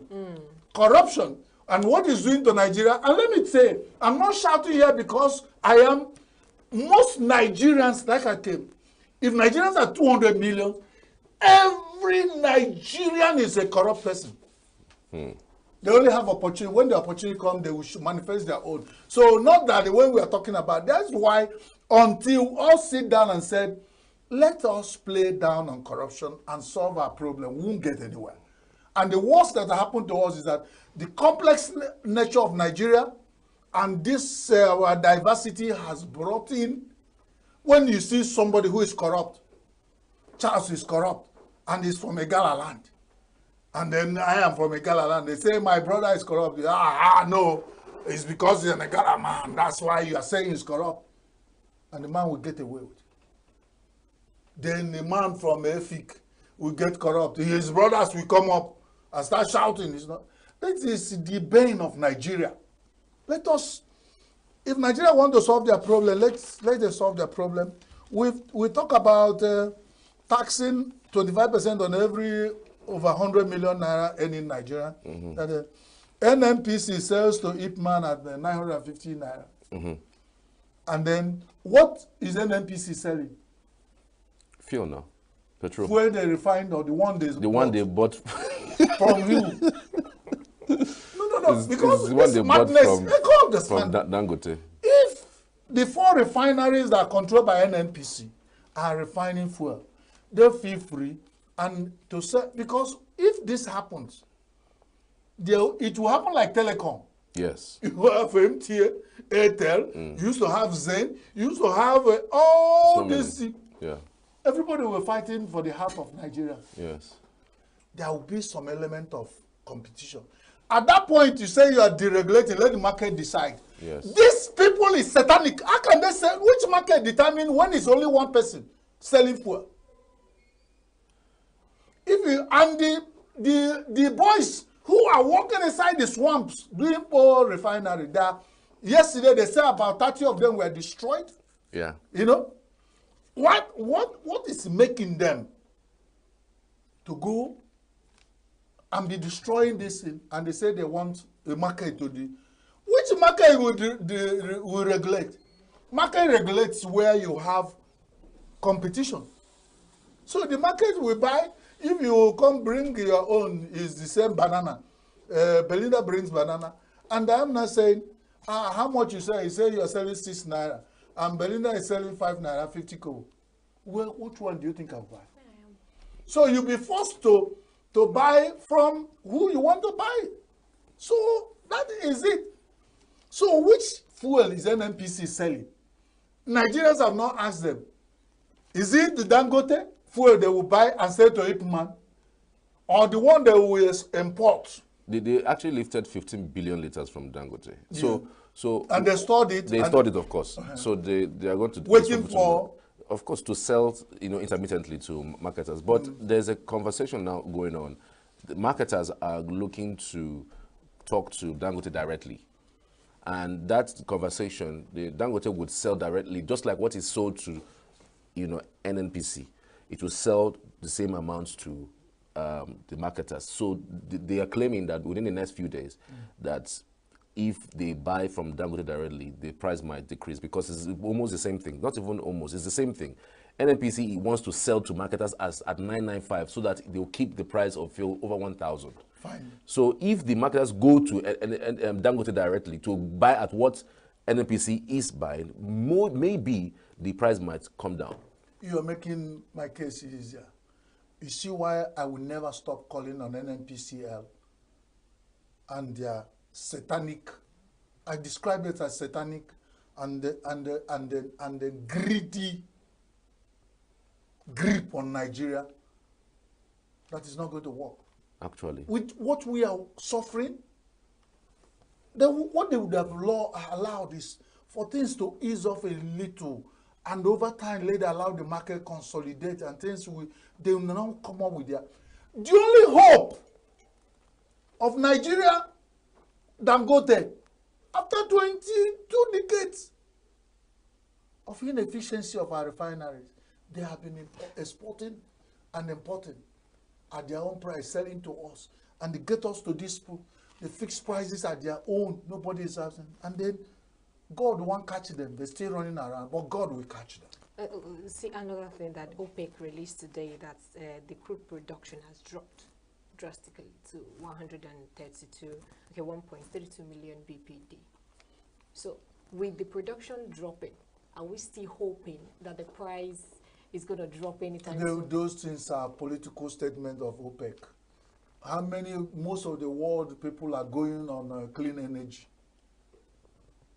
So if we drop, it's still also going to be part of what some people are. They just use this to hold. You look at most of the countries that are still dependent on crude oil, and look at the other ones that are half of the economy is no more dependent on oil. Because of the carbon effect on their society and all that one, they're even paying carbon tax. Some of the developed countries are paying for carbon they burn because that's destroying the planet. So most of them are moving away. So that's why I'm saying the next 10 years, NNPCL and their pig cronies will be drinking crude. If they don't want to allow it to be cheap for Nigerians, at least they're doing this because Nigeria cannot secure their borders. They think if you sell it, the people will not still cross it across the border and sell it at whatever price. They will crush Nigerians to death because they say if fuel is cheap in Nigeria, it's crossing borders and people are taking it away. You know these excuses. Because you want to spite your face, you cut your nose because you are looking for excuse. Let anybody who want to abuse or take advantage of the house girl in your mother's house. Do not say because you walked in your front, that's why you abused. Just go ahead and do what you want to do and don't give us excuse. NNPC, go ahead, abuse Nigerians, do whatever you want, don't give us any excuse. If you don't want, still maintain monopoly. Buy fuel as for men, Dangote, you are not ashamed. Sell it at 10,000 naira. So we have recommended. I have it on good authority on the fact that Dangote may have sold per litre to NNPC at around 730. I don't want to guess. Let Dangote come so out. I'm wondering, because Dangote is suspect. I've told you. At the point I was calling that if Dangote has told Nigerians, my fuel is sold at this, so whoever is talking to you, but he kept mute. What did they give to him? Well, I mean, these are government parastatals who can... They is can Dangote government parastatal? No, I'm just saying, the discussion can go either way. Mm-hmm. And Dangote is operating in Nigeria. Mm-hmm. I mean, and if he doesn't accept their terms, they might decide to just bring in one or two rules that could smack him. So he would bend to justify because he's afraid That's why he kept quiet. Most likely. It's okay. Let him be afraid until we all die. After anybody who throws stone in the marketplace doesn't know who he hit. I'm sure that Dangote has nuclear and extended families. The nuclear might not be in Nigeria, but the extended are here, and multiple extended. So everybody's crying because of the fear of NNPCL. You won't want to tell Nigerians the truth. Let us make the math and lie well on it. What else are we reviewing here?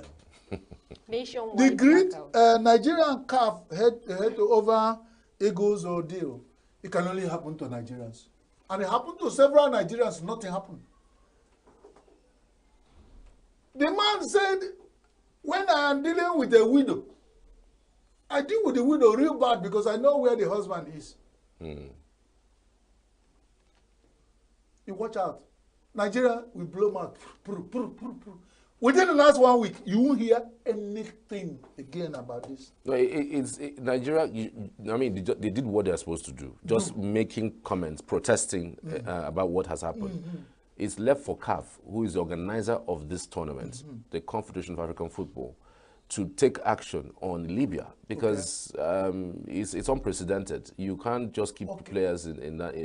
So when this kind of thing happened to your country, you expect CAF. There means if you had written a petition to CAF, you push CAF to do something. Nigeria as a footballing nation in Africa and in the world recognized. There are certain things you don't do with Nigeria, not even in Africa.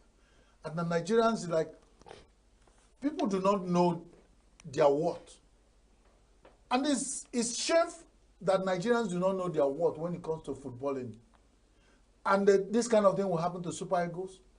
Imagine our ambassadors who play across the earth that are assembled together to go to be disgraced.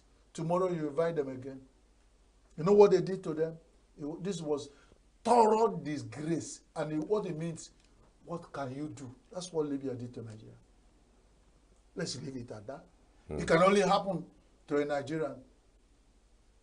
If it happened to another country of the world and they get hints, that same moment they send an aircraft to lift their citizens back to Nigeria. Who they were not waiting to lift them? 15 hours. Yeah, that's too much. That's a decision a nation will take. Then people of the world will now know and start judging you with that capacity. What they did was to leave. If 15 hours is enough for anybody to die and rotten. Absolutely. So leave it at that. Edo election, still build up. We have told Edo people what they sow, they are reaping. Because when you held somebody on the ground, a man on the ground, you know, if you slap and hit him. Now when the man goes stand up, go to court, now they do all this thing. I think it's a little late. My people talk, say, if you hold the man on the ground, beat him real hard there. Because once they stand up, the fight will start all over. So when they had opportunity of doing what they want to do, they were doing, they intimidated and do intimidation, vote to buy in, did this, and they talk like that, and this happened. All this one is go to court. And they are in the court. And these are the outcome of the court. When somebody say, allow PDP access to inspect voting materials, and they're talking from both sides of their mouth, whether they will allow, they go there, some youth will protest, fight, do this. This is what they will talk and talk. And already set up transition committee. The governor is talking about it, and both parties are set up transition committee, and there are fixed date of meeting. I don't know what you want to say. Wow! Why Tinubu's economic policy will last for 15 years? Or should last for 15 years. Yeah, I mean, before, they should maintain... Is it before it will yield results?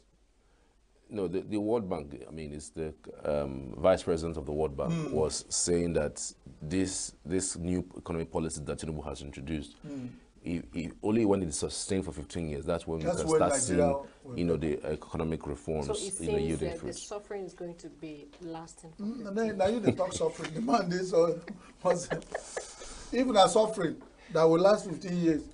I wish the man, he's then the vice president of World Bank. I wish him the same. Your people will suffer for 15 years before when our economic policy will yield the result. Nigeria has been on the path of progress. We didn't suffer this much for more than 1.5 years. And then you say for 15 years. They talk, say, sickness never go around each people. It never go around for everybody to get one sickness or another. Now you carry 2 major sickness for one person. The person is swollen stomach and hernia. That's wickedness. Let the sickness go around. Let other countries suffer what Nigeria suffer, and let them suffer it for 1 year. Not to talk about 15 years. What kind of policy that will take 15 years to? Is it the economic theory? Because they told us a theory we have to be over time. Is it 35 or 15 years before it can even be a theory? So they're experimenting on all these things. So 15 years it becomes a theory, not even a reality. We say, God forbid. I know Belinda is a good kabashing woman. He goes to church, he will kabash. So we have prayer point. We say we cannot accept 15 years of this kind of living. By the way, when the World Bank vice president is suggesting this, how many Nigerians will live with this kind of situation for the next 15 years? He never imagined that. He want to come here and see only bones of skeleton of people who have died, and they were making policies for them. God forbid. Nationwide blackout. Nationwide blackout. National grid collapses for the 6th time. And Charles said since it collapsed and comes back, collapse and come back, he said even at that kind of collapse, he said it's okay. But I'm just wondering, is there nothing that the Power Minister is doing? Or doing about what? When power collapses, you come back. It constantly collapses every time. Belinda, I give you mouth, say it collapse, come back, collapse, come back. If it collapse and lasts for 2 years, that's what we'll be talking about. Okay, so you know what? Why we think, I was expecting Charles to have said that. We have EEDC, KEDC, BBDC, BEDC. We have some of these power distribution companies. And they give them power. They buy power from the TCN or the production company and they distribute. So there are times the grid will even collapse. They still have the power to distribute. Before they are selling their power, the other one will come back. So that gap is not noticed. It's not like it's the whole, when it's NEPA. NEPA has been decentralized in different compartments. So they go and buy power, hold power. It's no more National Electric Power Authority. Now they have ENUGU Electric Distribution. When they started, we were calling it electric holding, but now they are distributing. We are getting power. So what happens now is, before they finish selling the power they have, and they cannot afford not to give you power. In fact, any minute they don't give you power, they are losing. They're losing, yeah. So when the world, the people, Nigerians are worried. When they take light, they say, make one no bother. If they don't bring his light in the next 1 hour, and then they lose. Yes, they are losing. So we are not bothered about it. It's no more those days of you see some rickety cars carrying ladder. Some people will come. By the time they do this, 5,000 or 2 will exchange hands. You have your card. If you know recharge, you just will stay. Hardship and hunger. You decide, if you have 5,000, you decide to use to buy one penta of Gary for your family. If you decide to use it to charge, that means it depends on how buoyant you are. So you don't even have any issue with anybody, unless the people who they are still doing bulk metering. And that's what I say is criminal. If you are still receiving bulk charge, go together and besiege EEDC, KEDC, BEDC, then I give you a meter. There are still people who are not even metered. That's what I'm saying, they get bulk charge. That is criminal. Yeah, estimated billing. That's what they estimated. Yes. And that is, at this time of the year, 2024, it is criminal. and it's against all the spirit of equity. Because those people, what they give them, I was in a village, they were saying they get community billing. I said, community billing. So it's the issue of when dog go eat shit, 9 teeth go the spoil goat. Because it's not the same capacity of usage that Charles, me and Charles did the same somebody village. else will use. Somebody has a bigger house and somebody is living in a modern house and they say everybody is paying, and when you don't pay once, you must pay it, and the thing will accumulate over time, becomes heavy. So the power distribution companies meter every individual. That's my recommendation. Whatever it takes, meter. It's even better to meter 2 neighbors together than to say community or estimated billing. That is criminal. Even in neighbor metering itself, it causes trouble sometimes, because you Abiodun, the governor of Ogun State, has joined the league of paying 70,000 naira. And he has been magnanimous enough to add 7,000. So can we give him a round of applause? But it's not his money though, so it's not his money. But at least he was able to agree, accept the payment. You just want to whose money? It's not his money. The ones that are not paying, whose money that they using? We're waiting for ENUGU really. ENUGU, I think, formed a committee to come up with something like that, and then they said that's supposed to report back to the governor within a month. I think 2 or 3 weeks has gone in that month has been given. So hopefully, before the end of this October, we should be hearing some news about how much ENUGU will be paying, but because the governor wants to kickstart off maybe before.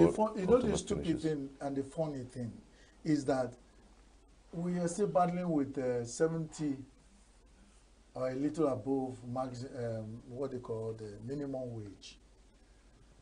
Break this down.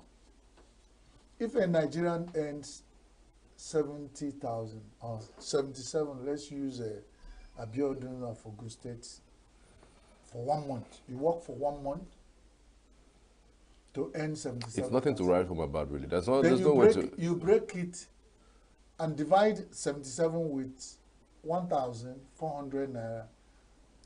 In dollars, is it per liter of fuel?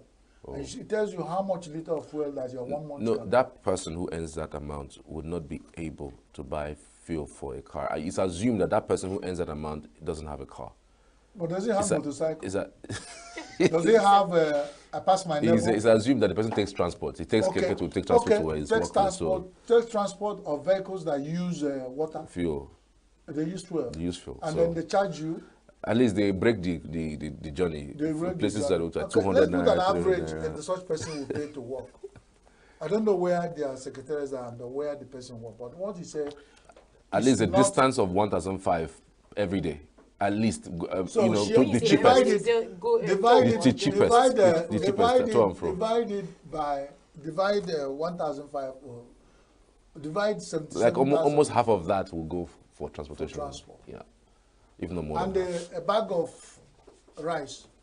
No, okay. It's also a luxury for such person. Absolutely. To buy a bag of rice. It's a luxury. So what would the person buy for a month? Maybe a pinta or something, or a cup.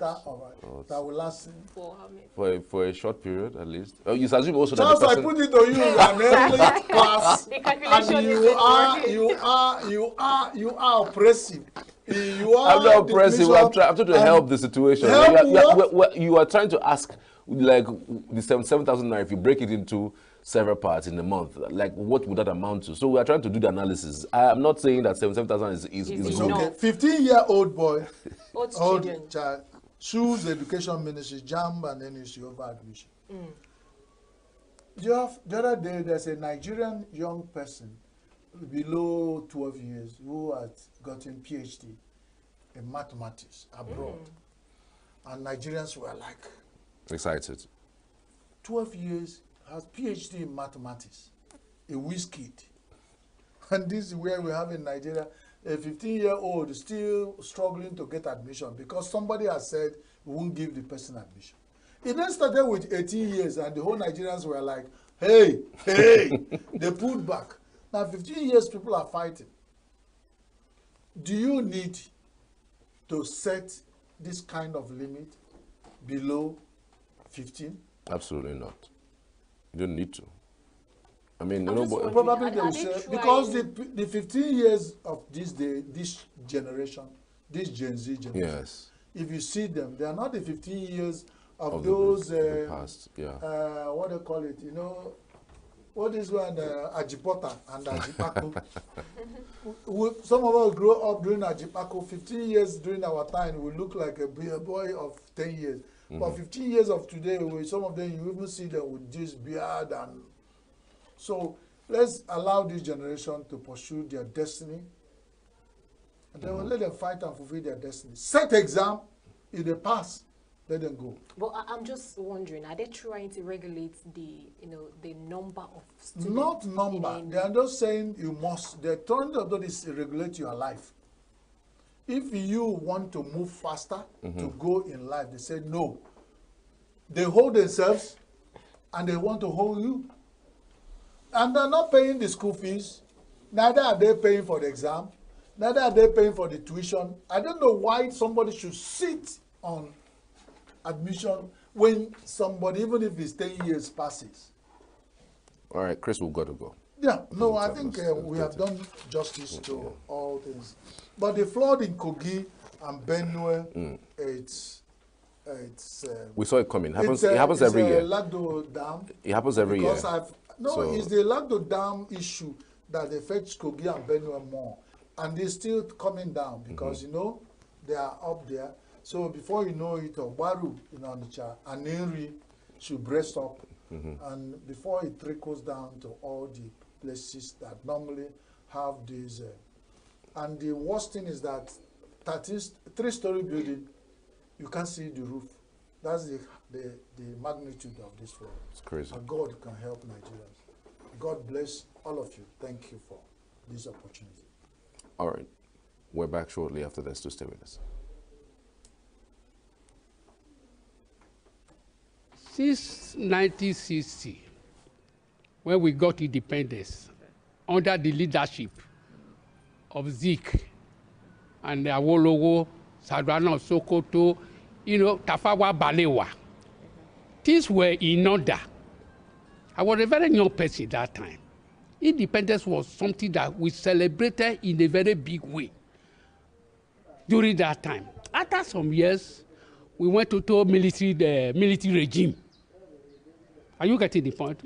Their things begin to wobble from one year to another, the rest of it all. Since then, I don't think there is any improvement. Yes, there is no improvement. Yeah, we enjoy. At least after 10 years of independence, or if not 20 years, since then, nothing has changed. Nothing. We have not even. In fact, we are not be able to say we are now Nigerians that got independence, 1st of October, 1960. Nothing to show for it. Nothing practically to show for it. Hunger, poverty, sickness. Hospitals, no drugs. Talk about electricity, that one is 0/100. Are you getting the point? Potable water to drink is out of the game. Look at the oil subsidy that they removed. See where he plunged Nigerians into. No food, nothing. You hold 10,000 naira, you only buy have penta or gari. Where are we? We say that we are the giant of Africa. Where is the giant of Africa? Where we don't have anything to show for it. Our economy in Shabo is finished, it's dried. For me, I'm not feeling anything for the celebration because Nigeria is really, really messed up as it stands now. There is nothing good in Nigeria, especially in the leadership system. Everything is falling. Look at the fuel price and the commodities in the market is very expensive. Celebrating, what's there to celebrate Nigeria independence when the poor masses can barely afford or to meet up their end living. So for me, the 64th independence Nigeria is celebrating is nothing to write home about. I'm not feeling excited because the country is already messed up already. Nobody is enjoying the country anymore. The politicians, they are not after the poor masses. They are just enjoying doing their thing, only them alone. Even us boys now, we don't have work, no work in the streets. How will you? I don't have much to tell you about Nigeria anymore because I'm tired of Nigeria to be a Nigerian self. We have a lot of issues about the economy in the country, and I don't see it befitting, to celebrate Independence Day. Because they're talking about the light issue. I think that they promised to exist at 24 hours light, but definitely we are not seeing it at all. Okay, like in my era right now, we don't have light. So we kind of we plead, so that they will kind of treat the masses well, and we should have good government in this country. Because apart, like what I've seen in the past years until now, we have been suffering a lot, So I want the government to really improve. A man that is up to 64 years, no, I'm not up to 64, I'm not even up to 60, but I know if I am a man and I'm getting to 64 or being 64, I must have achieved a lot. Because from that 64, I will be, by now I have started preparing myself because I will achieve a lot. But Nigeria, honestly, telling you, I cannot say that I'm proud of what is going on now in Nigeria. By now, we must have gone so far in the sense that we cannot be rating Nigeria as one of the ugliest or poorest country by now. Because I remember when I was in primary school, my mom used to go to market with small money and she would buy a lot of things. But now, I will go to market with 50,000 naira. At times, when I come back, I'll be looking as if I'll be thinking. I start to calculate myself. Oh, is there anything happened? Did I lose money? Did anybody put hand in my pocket to collect the money? But at the end of the day, after calculating, nobody touched my bag. Nigeria is deteriorating seriously, in the sense that I'm even afraid of our children. How are they going to cope because of the things that are happening now? Instead of trying to make things work well, things are getting worse every day. Look at our boys, look at our youth, jobless. They don't have work. Our job, they don't have no, and there's not even provision of, no even hope of getting that work. Look at medical department. Somebody will struggle and train a child to be a medical doctor, a pharmacist, or this thing. For you to do your housemanship, you are going to pay money for somebody to do housemanship, which means in no distant time we should be paying money for our children to go for youth service.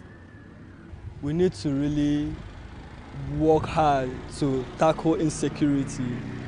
By insecurity, insecurity is just the major problem. I feel like when insecurity is tackled, I think less of the problem, like all this fraud and all this kind of shit, like any other thing, will be reduced. But my prayer for Nigeria is get better and keep growing more, because I see us as a very rich country.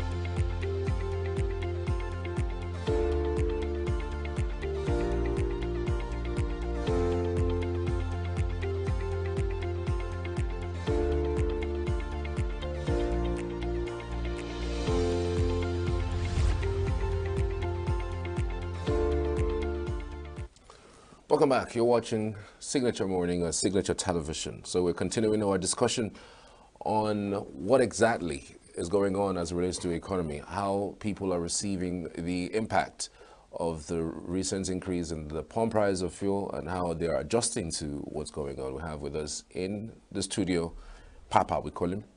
He's a veteran journalist. He's been around for a while. Good to have you. Good morning. Thank you very much, Pius. Good morning, Mr. Omoike Collins. Thank you very much. Okay, you're smiling and you seem so ready for us this morning. How is everyone? How are people surviving out there? Are people actually surviving? Well, our people are surviving on their own. Are you getting the point? If we really want to say we are surviving because of the federal government, it's 0/100.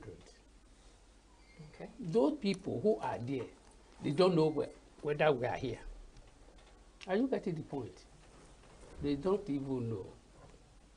They don't even know. So there is an increase in fuel price. Even cooking gas now is going for 1,500 naira per liter. And according to what we had yesterday, increase in malnutrition. So you are a family person. How are you surviving? How is your family, thriving in this economy? What? We are trying on our own. Are you getting the point? By the one that we use our hands to get. Are you getting the point? Yes. So, what for you is the most shocking in terms of what you have gone to the market to buy recently? Because for me, I have seen things that have moved from 5,000 to 12,000. I've seen things that have moved from 9,000 to 22,000. For you, which food crop, which food item has moved rapidly, so much so that is now beyond your reach? Rice. Rice? Rice. Oh, really? Gari. Yes. Okay, how much you used to buy rice before? Rice supposed to be at least 25,000 naira. For what exactly? For a bag. For a bag? A bag of rice. What year? What year was this? Well, about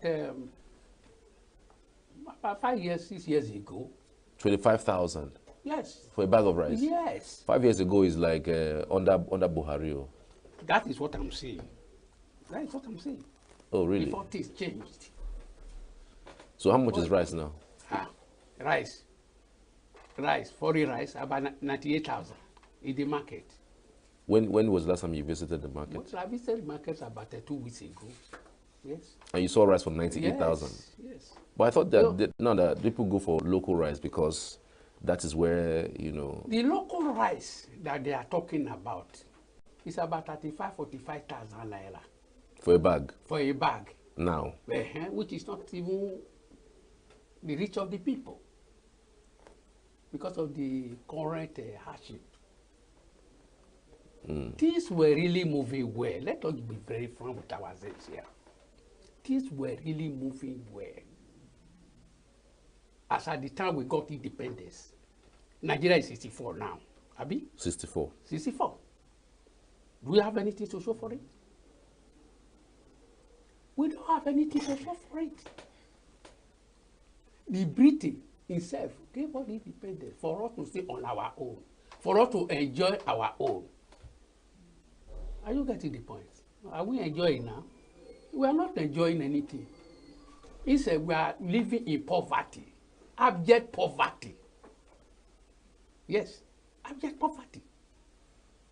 But we are living in now. You said before that things were better 5 years ago. Yeah. And you're saying there's a change now. So I'm just trying to understand.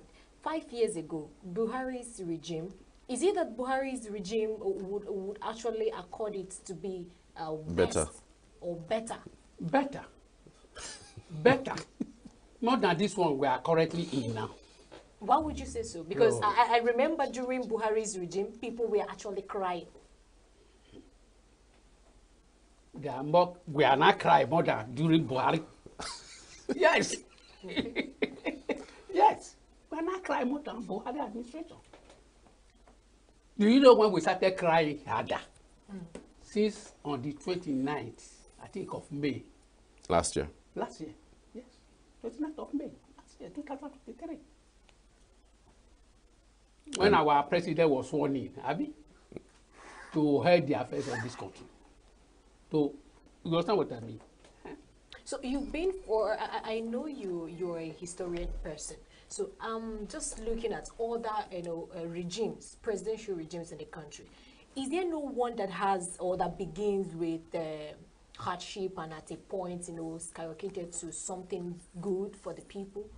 Because it seems as if we are all crying. This is just barely a year in Tinubu's regime, and people are crying. Are you not seeing any hope for the future? Are you not seeing any time that things are going to be better? Well, it's by the grace of God that things will be better in this country. It's not our making. It's not our making. Because the way things are going now, people are dying in hunger. I'm just telling you the truth. Poverty. Somebody who is having malaria, you have not eaten well. So the doctor will prescribe malaria for you to go and take, and you take it in empty stomach. What do you expect? No, what do you expect? Well, how are you coping as a person?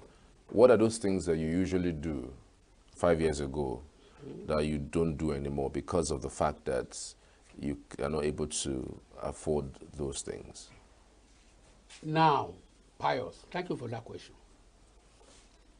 I was eating rice and beans with plantain, fried plantain. Are you getting the point? Morning, afternoon, evening, or? No, at least morning or afternoon or evening. Yeah, but now. Rice, beans, and plantain. Oh, no, and fish. A meal, yes, a meal. A balanced diet. That is it, you got it.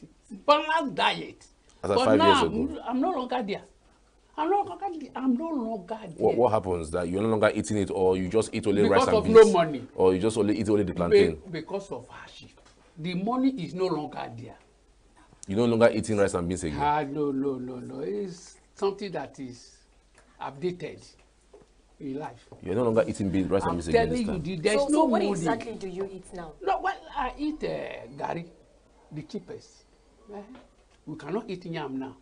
A tuber of yam now is about 50,000 naira. Yes, I'm just telling you the truth. A 50,000 naira, a tuber of yam now, very small, a 50,000. A what? A tuber of yam. A tuber of yam? Yeah, 50,000, yes. A tuber of yam? 15,000. Is it 50 or 15? Did you see a tuber of yam? Very big one. Okay. 50,000? No, 15. Oh, 15. From Anam. From Anam? Yes. So, but I still know that there are some other tubers, that are cheaper. The other time we went to the cheapest one now is 8,000, 7,000. Okay. The cheapest one? Yes. If you want to eat yam that is not okay, then you should be talking about 25,000 naira for one. Very small one. Kokuru. I actually saw one for 2.8, but of course it's small. Okay. Well, that's 2.8, 2.5, yeah, okay. but it's a very small one. Was it like that before? No. But do you know? Asking me about the past administration. Yes. During Jonathan's time, everybody, we were bubbling, eating well and sleeping well, and school fees, So during Jonathan's time, you were eating 2 plates. We were eating well. We were living well. I'm just telling you the truth. But you look well. You look well, Papa. Now? Yes. Now? Is there something you are eating, to sustain your age or your glow that we need to know? Maybe. Now, in this type of situation, you don't need to start thinking too much. If I started thinking too much, I wouldn't have looked the way you are saying now. I'm not telling you the truth. Yes. All right. I'm talking as a common man. Okay. Yes, I'm talking as a common man. I'm not telling you the truth. Okay, but do you know the reason why this hardship has come? Oh. Because no, you don't need to go further than that question. I'm just asking. Do you know the reason why? Because it's because of the removal of oil subsidy. Yes. Okay. And Things escalate, just escalated. So the government said that they must remove oil subsidy. That if you don't remove oil subsidy, that we would keep suffering as a people in the nearest future. That what we are doing now is basically doing the right thing, so that in the nearest future we would enjoy, and our children's children would enjoy. No, they are just deceiving us. You don't agree with that? No, they are deceiving us. How? They are deceiving us. How are they deceiving you? The house we continue to have. The not house. Even the people that have, they want to take the little one that they have. That's what they are doing with us. Yes. No, but if you look at it, if you go to Ghana, go to Togo, go to even Niger, all of these neighboring countries around our country actually sell fuel for over 1,000 for 500 naira in terms of the naira value. But if you go down to maybe Angola, Egypt, Algeria, you see it lower than that, maybe around that 700, 800 in terms of Nigerian naira. Libya, of course, Libya is the cheapest, which is 54 naira. But I'm just saying that the reason why the subsidy must be removed, the government said that when we produce this fuel or when we import this fuel, smugglers smuggle this fuel across our border and go to sell to people and make monies and that they're not supposed to make off Nigeria. So the only way is to remove subsidy. The government should remove hands in it, and so more monies will be available to the government so as to build infrastructure, build schools, and make life better for us. It's just a temporary thing. Don't you believe the government in that regard? I don't believe. I don't just believe. You read in the paper, that World Bank is accusing federal government that they are using oil weight to feed themselves the airline. Abi? In another 15 years, so Tinubu administration, he said it. In another 15 years. In another 15 years. Do you think that 15 years is just 1 year? No, I'm asking you. Do you think that 15 years is just 1 year? No.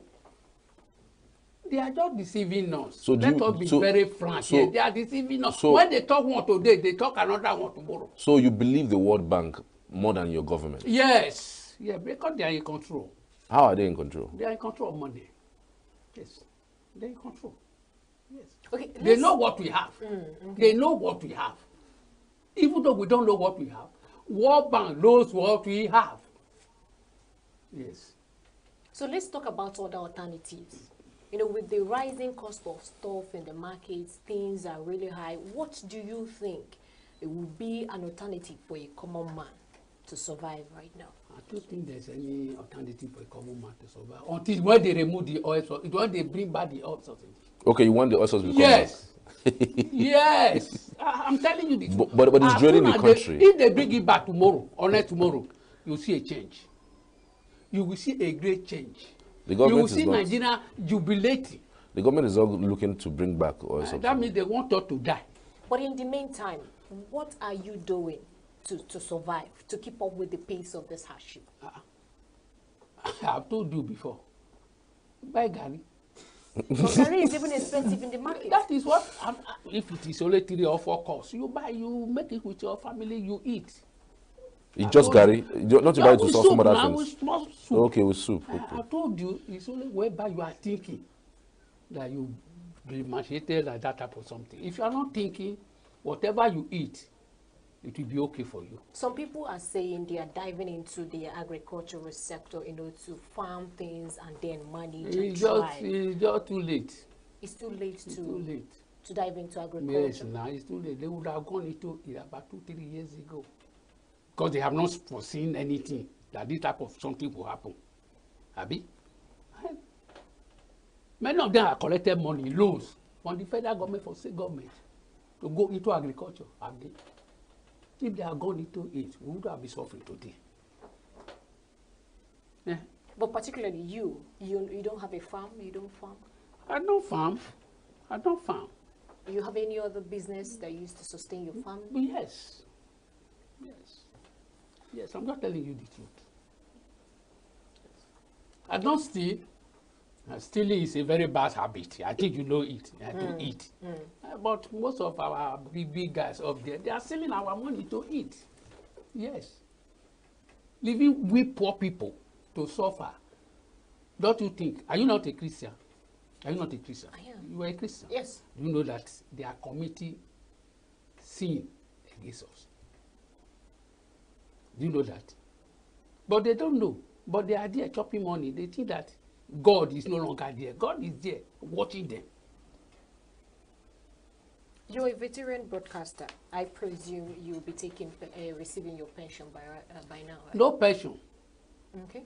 Since May, I've never enjoyed pension. Well, you've been receiving before? Yes, but since May this year, I've never received kobo. Why? Why is that? I don't know. I don't know. Have you complained? Have you gone to the office? We don't need to complain about pension. We don't need to. It's a must that they should give us our pension. After putting up 35 years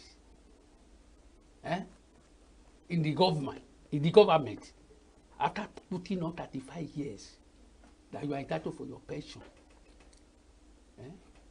A month will come, 2 months, 3 months, 4 months, 5 months.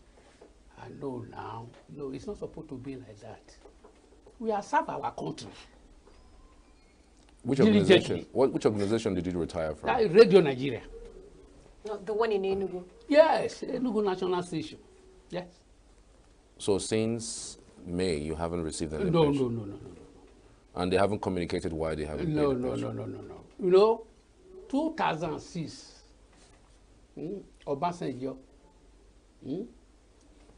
the people that retired before 2006, the federal government is still paying them.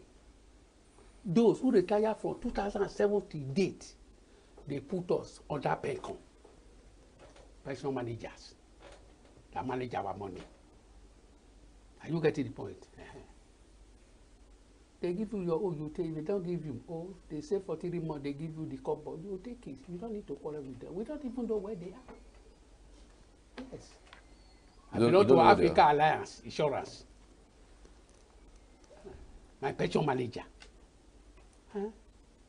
You don't know where they are. I don't understand what you mean by that. So how do you receive your pension?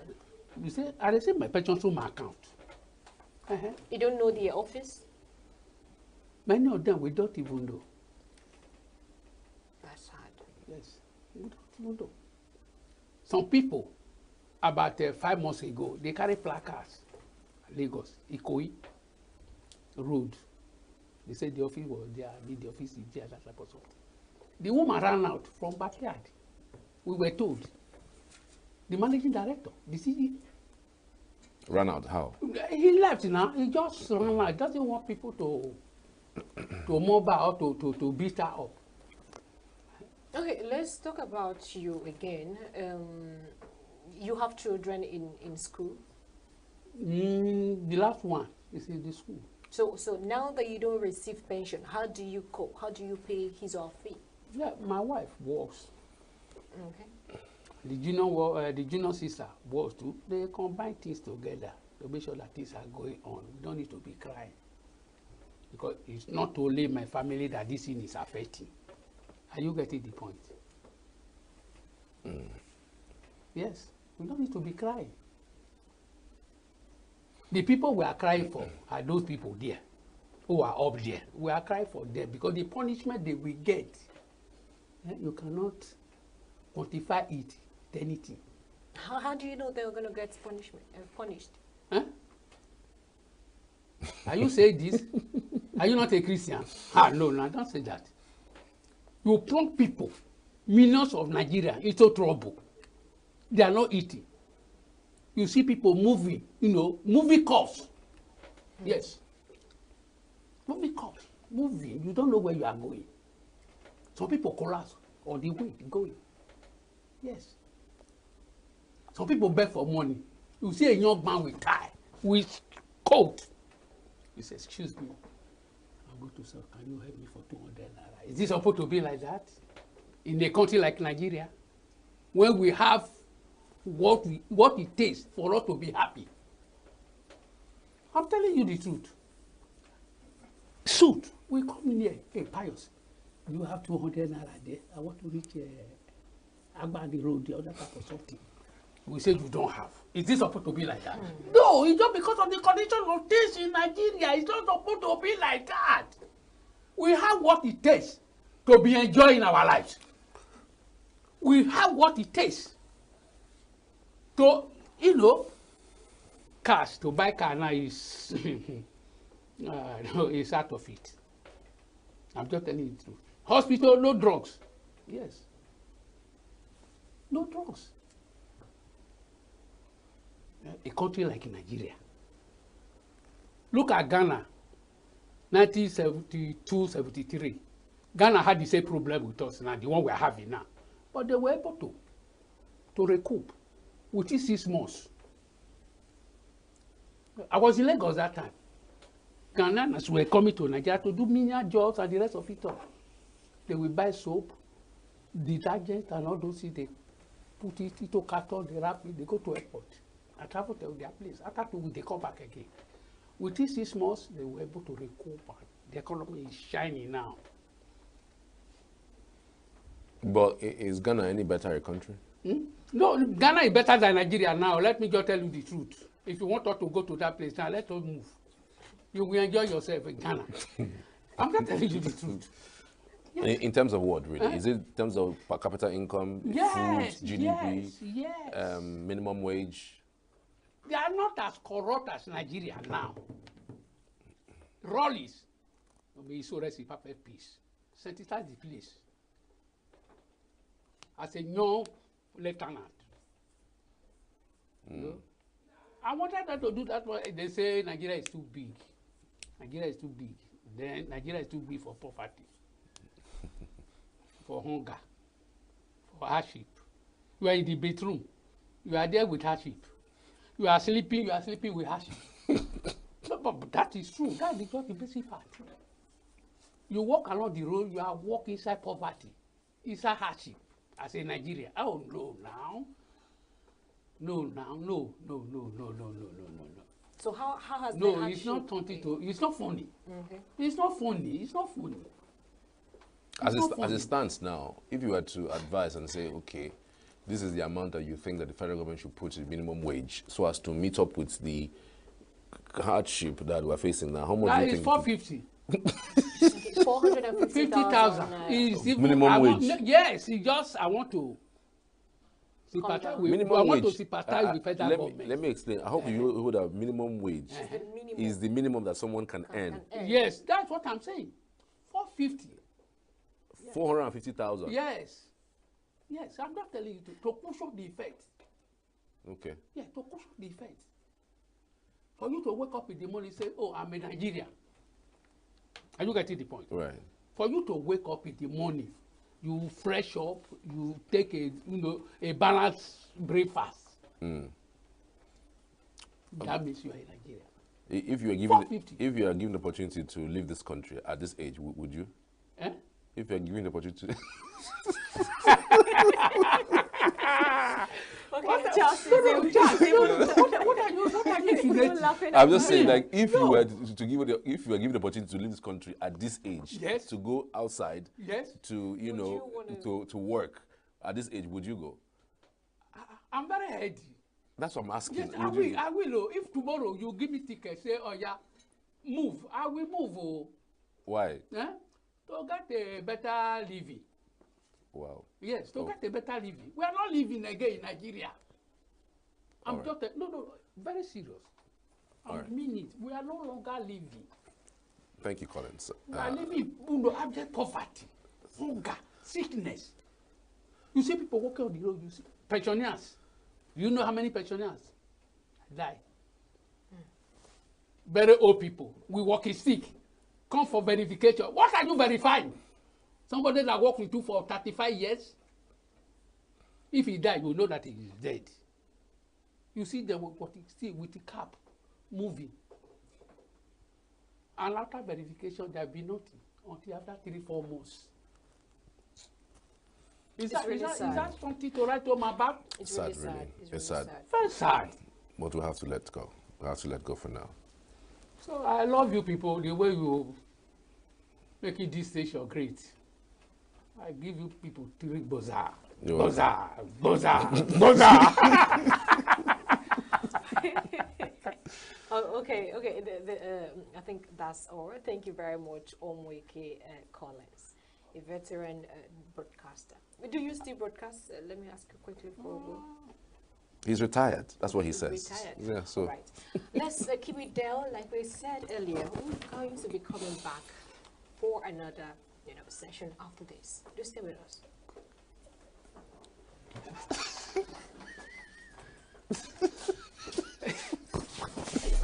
Abi? Why you put this? Wait.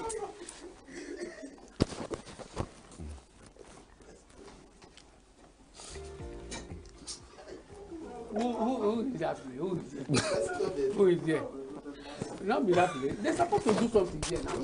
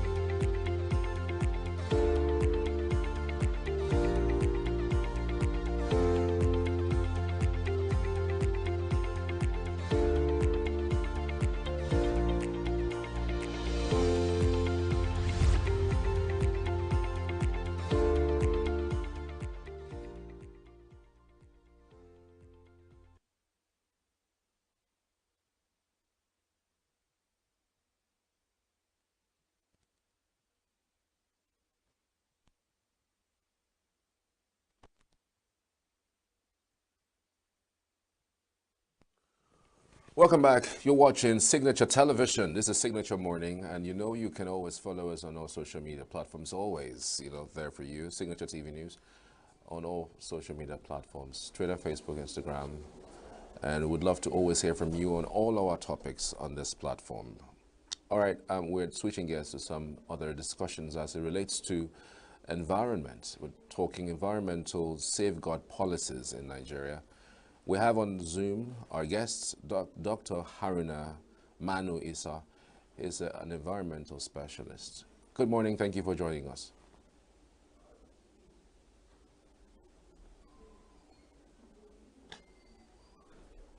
Dr. Haruna, can you hear me? Good morning, Mr. Haruna.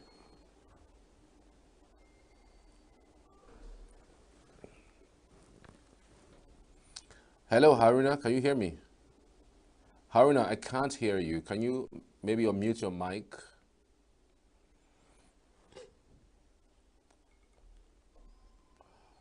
Mr. Haruna, can you please unmute your microphone if you can?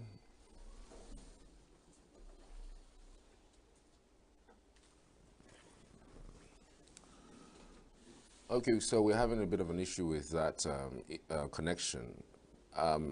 I really want to know what's environmental safety policies. So, of course, safeguards. Like it sounds. Yes, environmental safeguard. So, what are we safeguarding? Safeguarding the environment? How are we safeguarding the environment? What should we be doing to safeguard the environment? Those policies, kept in place or put in place to make sure that the environment is safe. Okay. What are the policies? It could Have be an idea? Clean energy. It could be removing of regulating the outpour of waste into the water, into the stream, and of course land pollution. Regulating all those things to make sure that the environment is being kept safe. Yeah, fantastic, really. Now that you put it that way, so many persons don't really know how this environmental thing works. When you hear climate, it sounds so faluting, you feel that it's something that is affecting people abroad or maybe people far away from here. But climate change affects virtually everybody, and it is caused by human actions. All right, I think our guests have joined us. Dr. Haruna Manu Isa, can you hear me? Hello, can you hear me now? Okay, Dr. Harida, thank you for joining us. Thank you so Good much, morning. Signature TV. Thank you for having me on board. Thank you so much. I'm just straight to it. What is this environmental safeguards policies in Nigeria? What is it about? Okay, thank you very much, Signature TV, for having me this morning. Environmental safeguard policies are a set of policies that are aimed to promote sustainable development. Are you with me? Yes, I can. Go ahead. Okay. Environmental safeguard are a set of policies or principles that are aimed at promoting sustainable development. Let me give you a brief overview. You see, before now, there have been several schools of thought in the environmental management sector. There were some that believed that development should continue irrespective of the impact. That's the economic point of view, the development economic point of view. There are some that believe that development should not even take place at all in favor of the environment. Therefore, environmental steps come into play to promote sustainable development, where development is considering environmental impact, social inclusiveness, and economic development. So these environmental policies have been promoted by development partners, especially the World Bank, are geared towards sustainable development. Are you with me? Yes, we can hear you. Go ahead. You are with me, right? So that is the background.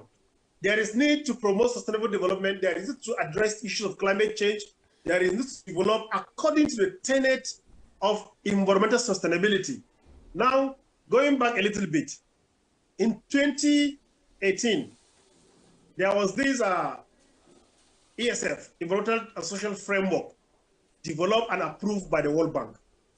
This aligns to a larger extent, to a great extent, to best practices, where the World Bank promoted or initiated these policies to bring about sustainable development in the project development, from planning to implementation down to project decommissioning.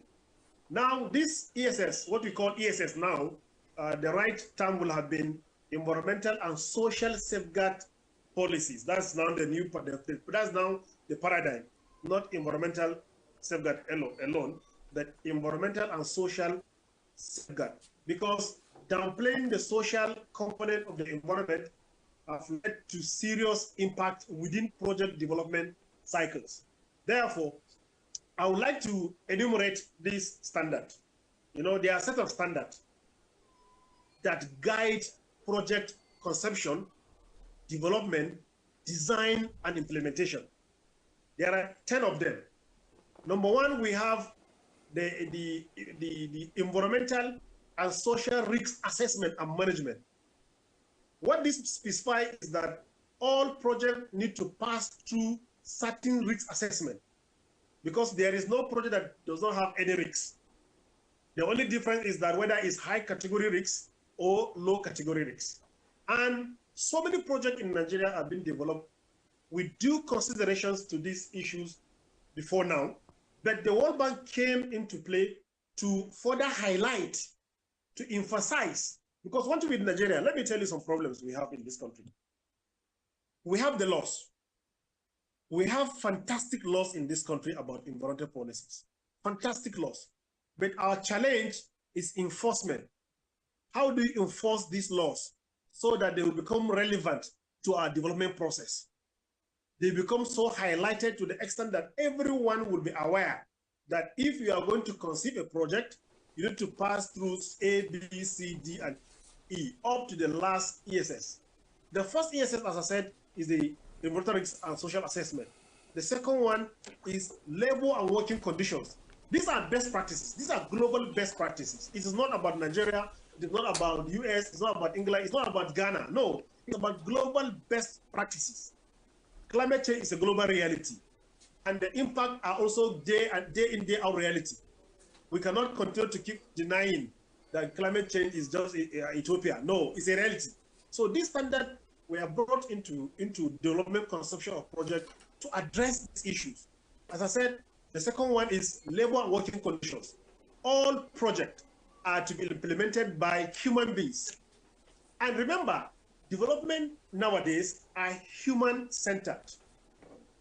If people are going to be involved in the implementation or development of projects, then there should be certain principles that would guide and support these workers on site. I was on the site yesterday, and I was asking the contractor, please provide us with a labor camp management plan addressing all the issues that were there, so that these people can also feel, yes, they are also humans, because development is human-centered. Nigeria cannot avoid to be excluded in this development process. The third one is community health and safety. Community health and safety. This community health and safety, of course, project will pass through certain communities. And Nigeria, as a developing nation, we have so many settlements, so many communities that projects are passing across. This project, as by design, they have what you call footprint. It could be positive, it could be negative footprint. Therefore, this principle of community health and safety is geared towards protecting community health in terms of traffic, in terms of water resources. If your project is going to impact water resource, of course, you need to put in some measures to address that. The fourth one is that we have is resource use and efficiency. How do you utilize resources efficiently in Nigeria? How do you do that? The safeguard standard, the World Standard has already initiated or have already captured that adequately, that if we implement it in our development process, we are not going to have issues in terms of resource utilization or conservation. Are we together? Yes, we are. So can you go ahead to mention those environmental policies? You mentioned also the social part. Can you mention those environmental and social policies that are meant to be in place for Nigeria right now, and which government agencies are supposed responsible for implementing them? Yes. The fifth one is land acquisition, restriction, and involuntary resettlement. This is a social standard. It is required by this particular standard that any project that is going to involve some land acquisition or voluntary or involuntary land acquisition, then this standard should apply. Meaning, if you are going to have a project that will involve displacement of people, people are going to be resettled. That project, by requirement of this ESS, is to prepare what you call resettlement action plan. Let me tell you a story. Something happened in my area. A linear project, I don't want to mention the project, it's a linear project cutting across states and countries. It came through my community, and EIA was prepared. EIA was prepared, and in the approval letter of the EIA, that project was asked to go and prepare a resettlement action plan, because the Federal Ministry of Environment observed that that project involved large-scale land acquisition. Large-scale land acquisition. If a project is going to involve large-scale land acquisition, in fact, any displacement of any matter, whether it's livelihood, whether it's physical displacement, then a resettlement action plan needs to be prepared. That's the standard that's the social standard that need to be fulfilled. Now, in my area, the case study I'm giving you, in my area, when the project came, we asked them for all this documentation that, look, of course, we support the project.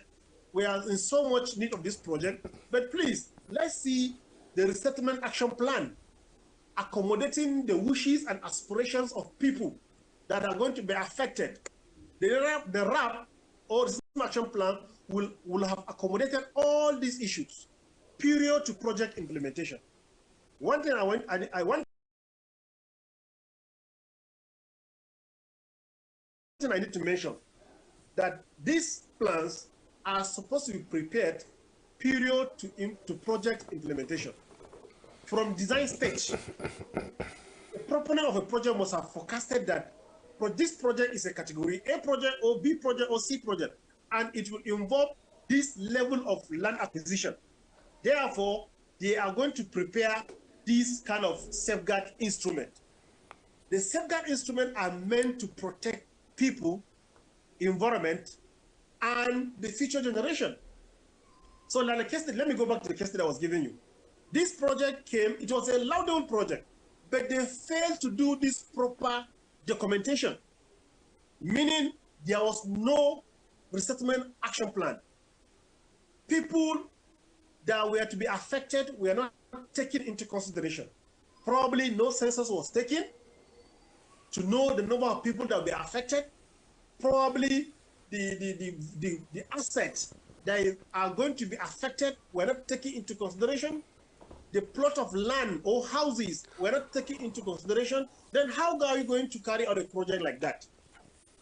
So that's how we were able to save a community of more than 500 households from that disaster. I call it disaster because it's a project conceived, well conceived, but without human face.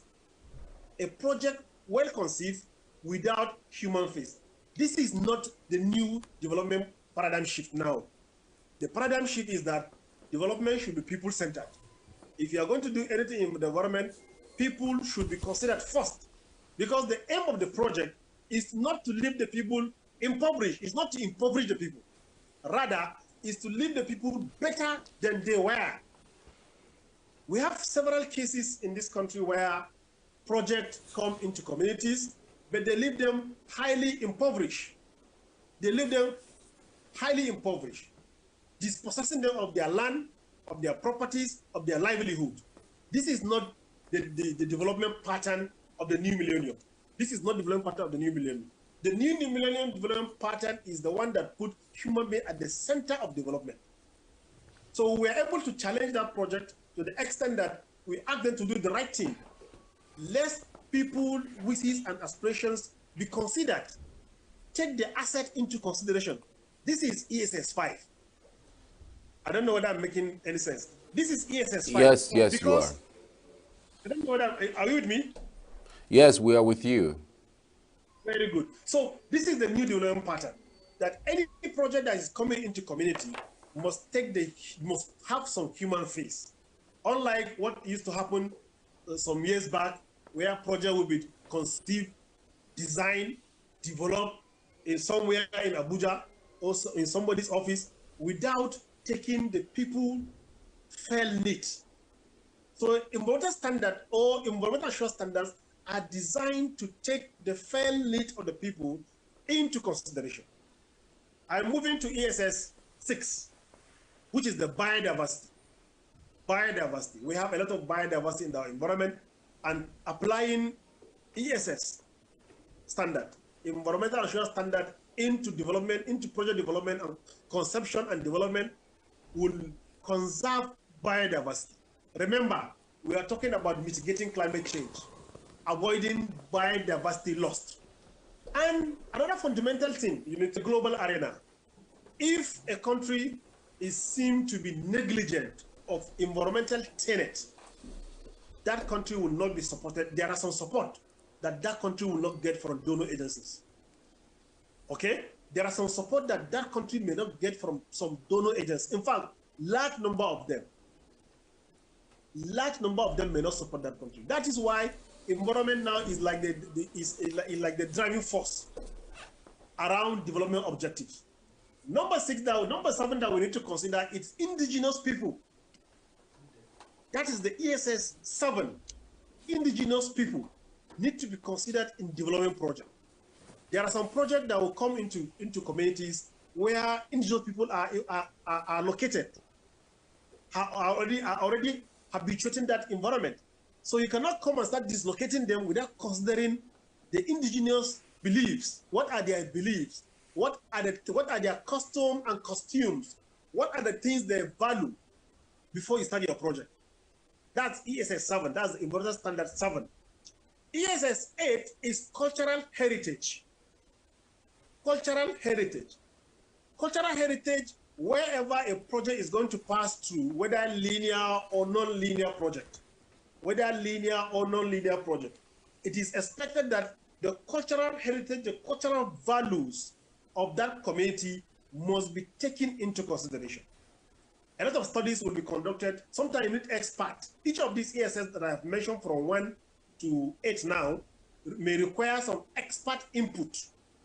Sometimes you need to invite archaeologists, sometimes you need to invite historians to prepare detailed studies on these issues we are talking about.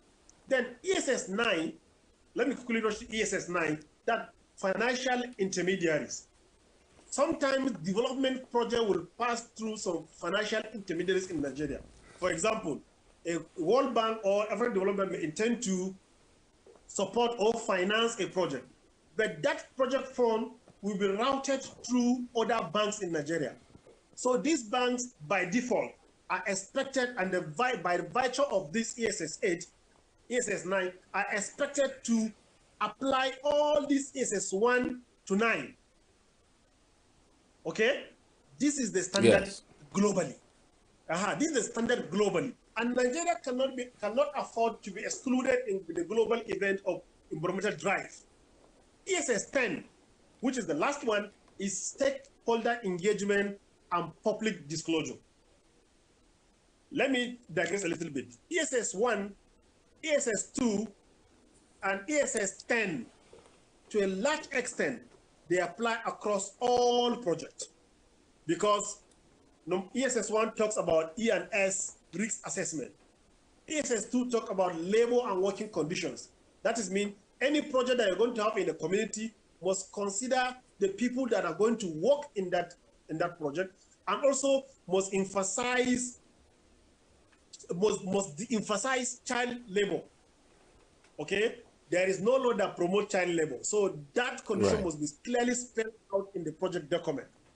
Then ESS 10, which is public stakeholder engagement and public disclosure. That is to say, everything about a project must be clearly, sufficiently, adequately disclosed to the people and to all stakeholders.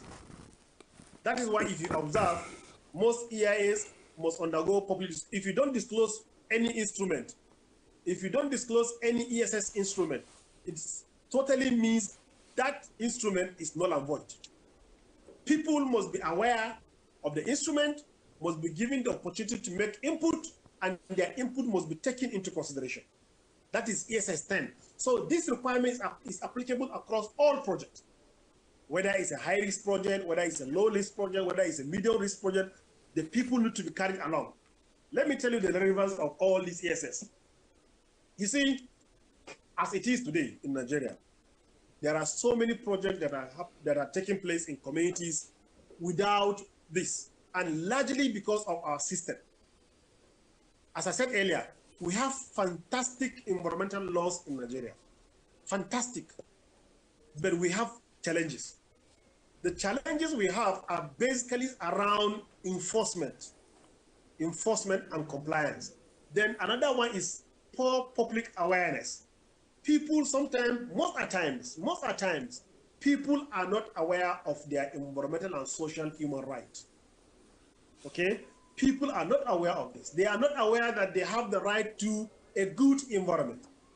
They are not aware that they have a right to quality air. They're not aware that they have a right to quality drinking water. So any project that will tamper with this, you have every right to ask questions. You are bringing this project. All right. Is it in compliance with the ESS standard? Is it in compliance with any environmental safeguards standard? Because we have them on ground. What the World Bank has done, as I always say, is to re-engineer them, refocus them, and bring them to the front burner. Now, before any project is approved by any development institution or any development partner, that project must be screened through this ESS 1 to 10. African Development Bank recently, they have also internalized this ESS 1 to 10. Other development partners across the globe, are also internalizing this development, this ESS, into their development objectives. Meaning, any project that is coming into play in any community, before it gets the approval, it must pass through this instrument. Where a project requires ESS1, that ESS1 must be seen to be prepared to the end, and it must be seen to be implemented to the letter.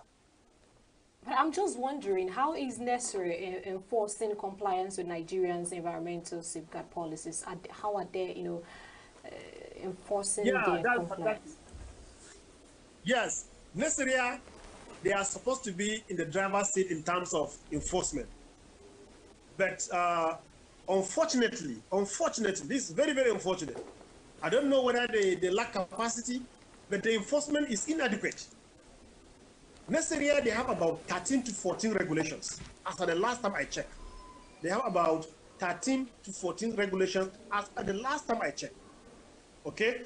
But you'll be surprised that you can be on a site for 3 to 4, 6 months, 1 year, 2 years, without seeing one necessary official. And not only necessary, there are other regulatory agencies that are also involved in this enforcement of environmental safeguard policies. We have the EHECON.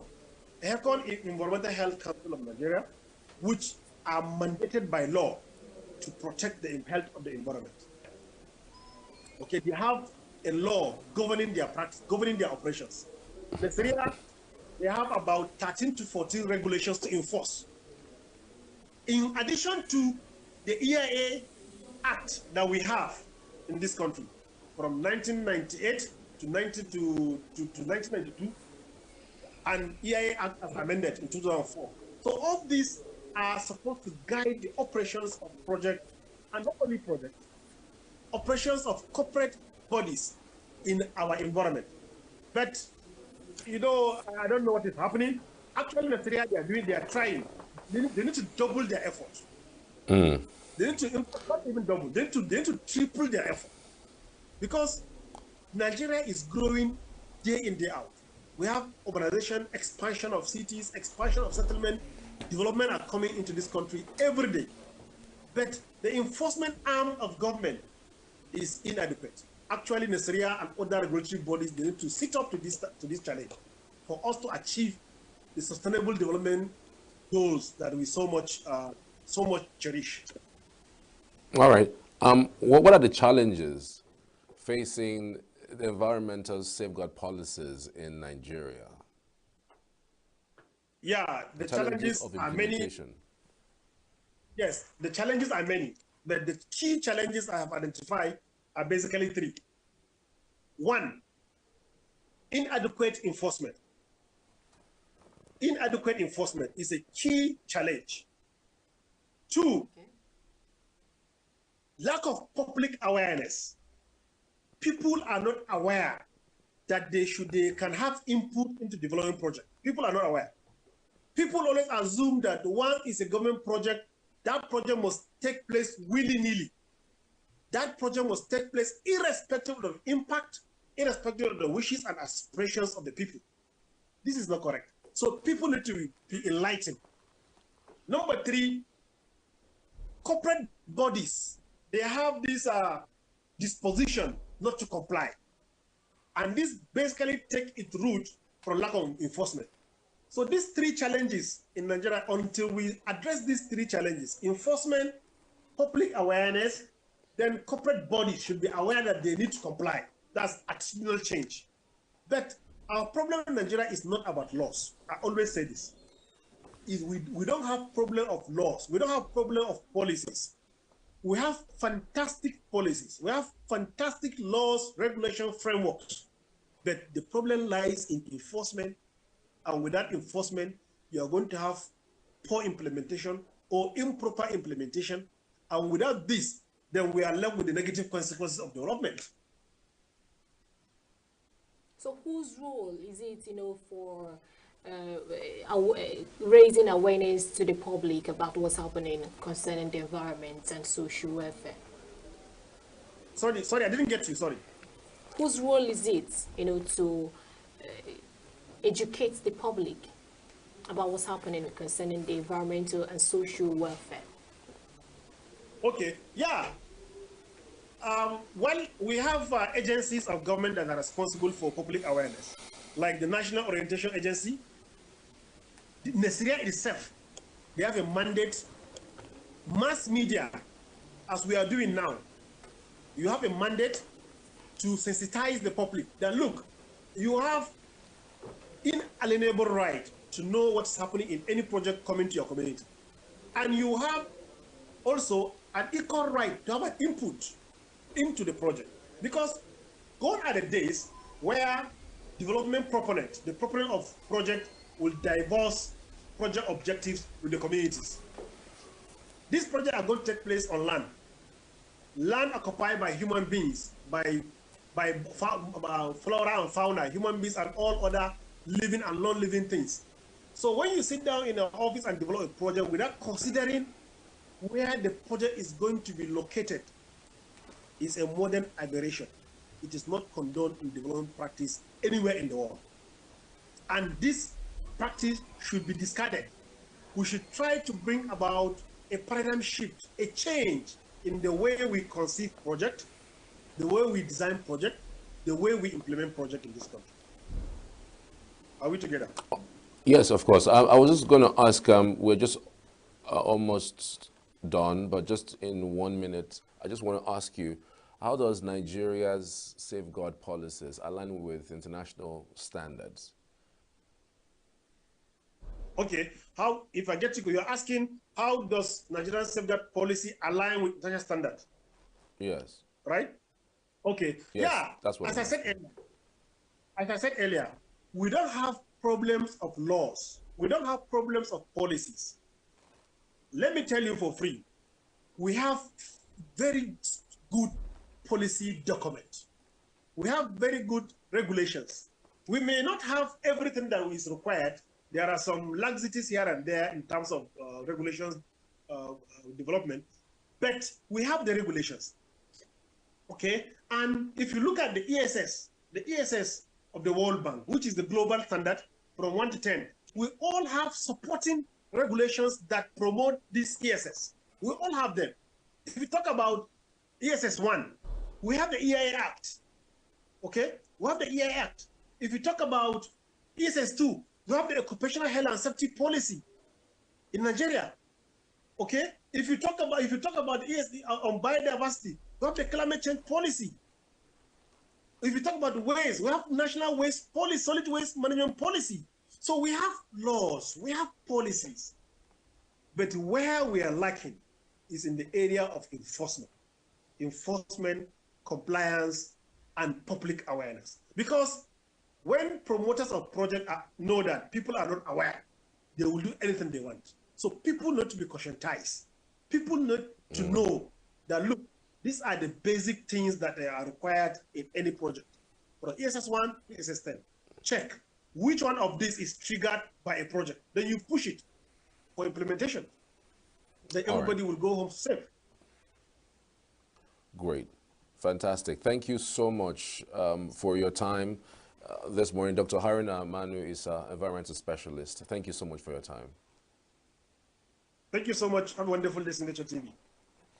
All right. Thank you so much. Okay, quite an insightful discussion with Dr. Garba there. Haruna Manu is giving us insights into environmental safeguards, what it really is, and how we are involved in all of these. It's all about climate change. And remember, it's about what you do also in your locality. You'll be shocked at the stuff that you do that affects climate. I mean, human beings are the ones that are spoiling climate. You know, I urge you to read up on it even further so as to find out how you can protect the climate even as you go about your daily routine. I mean, it's been an amazing morning with you. Thank you for sharing your day with us. Yeah, it's been an amazing time with you all. I was about to remind us, today is International Day for the Rural Women. And of course, you didn't tell us about the South Africans Nelson Mandela and F.W. de Klerk were named the recipient of the Nobel Peace Prize today. That was in 1993, October 15. Oh, wow, interesting. I mean, I know Nelson Mandela, and most of the things I know about him are the things that he did while he was able to beat apartheid. I don't know about the other awards, but I know he won so many awards. I don't know if this one was part of it, but thank you for reminding me about it. I appreciate it. Okay, and don't always forget to follow us on all our social media platforms. We are live on YouTube at Signature TV and all the social media platforms at Signature TV Officials. Drop your comments, give us a thumbs up and your like. We really appreciate that. My name is Belinda Nwobodo. I'm Charles Pius. We're connecting to Abuja for other fantastic programs for your pleasure. Take care and have a good day.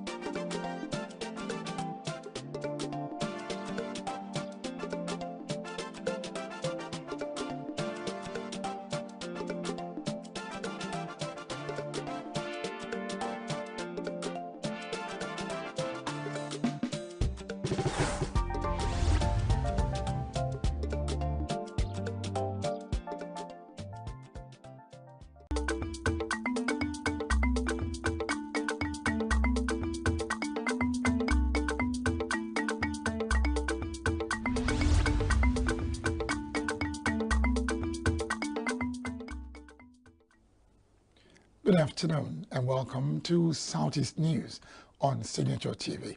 I am Barik Moado and I'm glad you're there. The headlines: man defies 7-year-old neighbor's daughter. Soludo set to make Anambra a skill hub of Africa. Carlos Media reacts to Oti's speech on Arochukwu Hafia Road. Stay with us.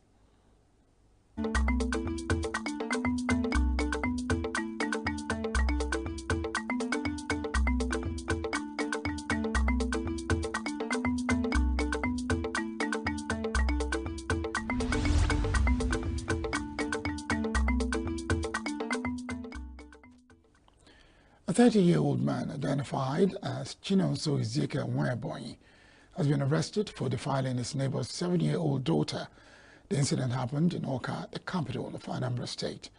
The mother of the victim reported the matter to the Ministry of Women's Affairs after discovering it while bathing her daughter. The mother said that she noticed that the private area was swollen when she inquired. Her daughter accused Nwebonyi. She said the defilement had been a regular occurrence. It always happened when her daughter and her twin brothers went to play in a pedophile's compound. She added that she took the daughter to a pharmacy where she bought her drugs and also complained to the guardian of Nwebonyi before reporting to the ministry's officials, who later arrested him. Suspect, an indigene of Izi in Ebonyi State, confessed to the crime but claimed he did it only once. He was quoted as saying he never forced the girl but only asked her to raise her clothes and lie down on the ground. As of the time of filing this report, the suspect had been handed over to the police for prosecution. Still in Anambra State, the state governor, Professor Chukwuma Soludo, has said that his government is prioritizing youth development with the aim of making the state the largest skill hub in Africa. The governor spoke yesterday at the International Convention Center in Awka, state capital, during a Master Trainer Value Reorientation Workshop for business owners. The workshop was organized to train 620 businessmen and women who will receive funds to expand their business and also train 8,000 youths in the state in a program tagged One Youth, Two Skills.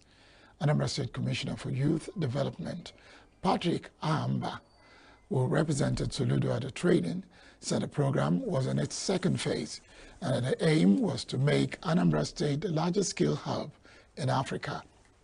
Ahamba said the event is organized to enable the master trainers to know what the vision of the governor is for the program and to drive it in line with his manifesto.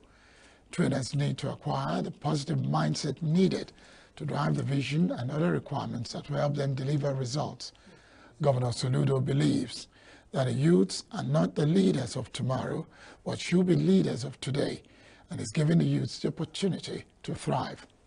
program tags, turning Anambra into the biggest skill hub in sub-Saharan Africa, with all youths having employable skills. Trained 5,000 youths in the first phase of the program, and in the present phase, they are training 8,000 youths. By the time they continue to its fourth phase, many youths in the state would have acquired 2 skills that will make them independent.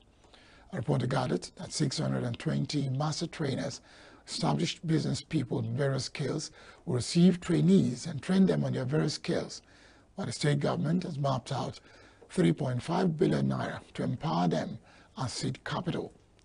It was also gathered that some of the skills that the youths were trained on include metal fabrication, clothes making, hairdressing, aluminium fabrication, cake making, and several other skills. The workshop featured paper presentation by several experts on how to run their businesses professionally and take attendance from the trainees to ensure maximum impact. The media office of a lawmaker representing Abia North Senatorial District in the National Assembly, Senator Ojus Okalu, has reacted to the speech delivered by Governor Alex Oti on the flag-off of a reconstruction of the Arochukwu-Ohafia Highway on August 28, 2024 at Ebem-Ohafia. The media office, in a statement issued on Wednesday, signed by George Maduka, said some of the paragraphs of Governor Oti's speech were deeply concerning to the former Abia State Governor. Further stated that the Governor credited the construction of the road to the administration of Dr. Michael Opara instead of Dr. Ikoku of PTF and his personal assistant, Mr. Ocha Achimovo, who were instrumental to the construction of the road during their days in the Petroleum Trust Fund. Also, as Chief Whip of the Ninth Senate, Senator Ojus Okalu played a critical role in persuading then-President Muhammadu Buhari to release funds for the construction of the Arochukwu-Ohafia Road through his efforts and that of other public servants from Abia North Senatorial District. Then, President Muhammadu Buhari ordered for funds to be released for the road construction. Statement suggested that it is important for Governor Oti and his team to know that through the effort of Senator Ojus Okalu and Uko Nkole, former member representing Arochukwu-Ohafia Federal Constituency, the said road was constructed up to Mochikuama in Arochukwu local government area, leaving it with about 14.5 kilometers remaining. Therefore, the record should be set straight by the governor's team so that when reforms are applied for, both the federal government and the Nigerian Senate won't have issues reconciling the figures. That's the news.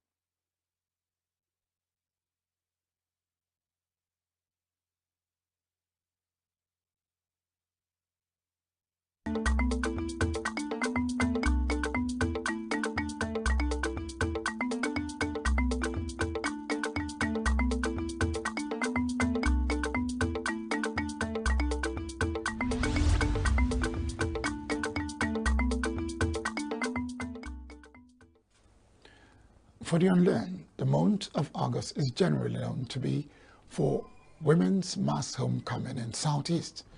But little do they know that men have the biggest say in the month of August, as it's a month for the celebration of the New Yam.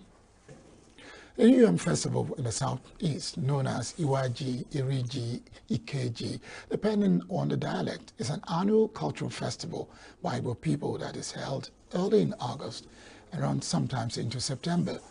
New Yam Festival is a cultural identity of the Igbo people, celebrated wherever Igbo resides across the world, celebrated without boundaries. Yam is known as the king of crops, brings prominent men together in joy during this celebration. And that's why we have in the studio with me this afternoon, Chief Andrew Nebedum is a connoisseur of culture. He's a journalist.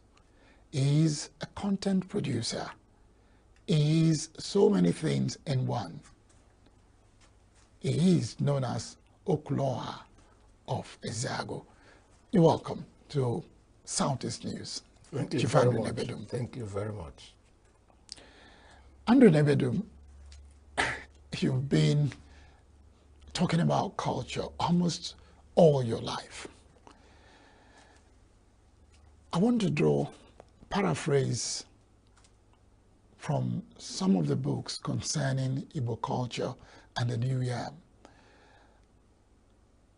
You will discover that if a man says he's rich in the then days, it is the number of yams and the size of those yams in your yam barn that shows the wealth that you have. So at what point in the history of the existence of the Igbos did the yam become the king of a crop? Well, I will say it is something we cannot say it started this time or the other time. But as long as Igbo existed, yam had remained the king. It is true we used to have what we call other tubers, like cassava and other tubers. There used to be a joke that cassava came to help yam, and now cassava is almost taken over because of everybody is eating cassava in different forms. But yam remained the head of all crops, and that's why it is celebrated. In those days, before yam is harvested in Igbo land, they used to have ceremonies. But nowadays that the Christianity has come into the Igbo land, those traditions are shelved. So can we have an idea of those ceremonies? Yes. In my own area and other areas in Igbo land, they have to go for what they call Nshajoku.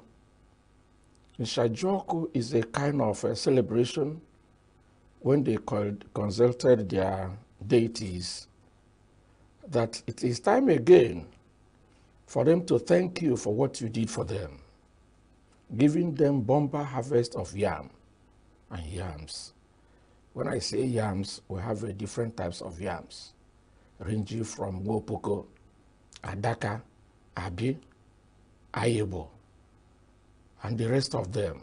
These are the types of yams. And when you thank God for what he did for you, then next year's yield will be bumper.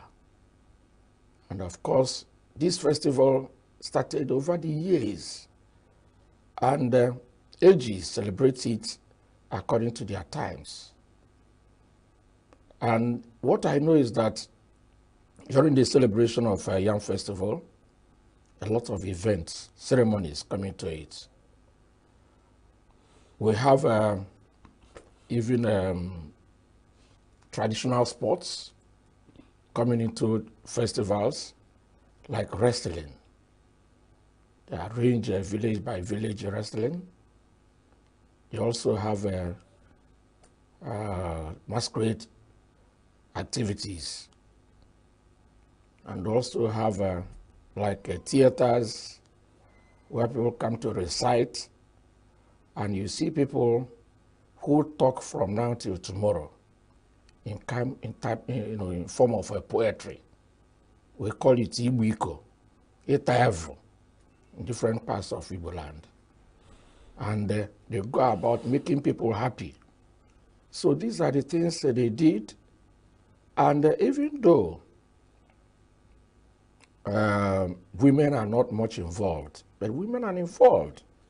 Because before Yam Festival is done, the women are invited to prepare the paste with which the yam is eaten, usually made of oil bean, tree which they call oba, and use solid meat, dry meat, and codfish, okporoko, dried.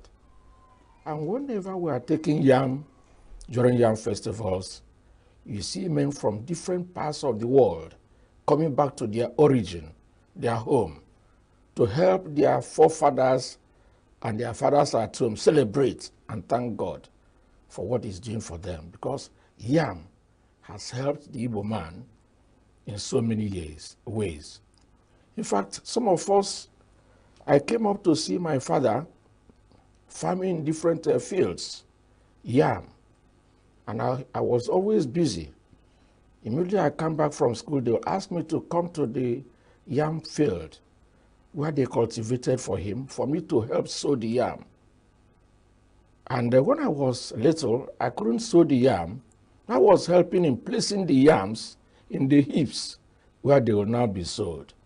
And the elder people will come and use their knife or hoe to open the land, the ground, put the yam. Until I grew up, I started sowing. I'll carry, basket full of yams, whether it is one sliced or the whole yam. You carry it and they count the number of heaps and give it to you. You travel, go there, place the yams, make sure they all heaps have one, and you sow according to the size of the heaps. If it is a small heap, you can use the sliced yam. In our area,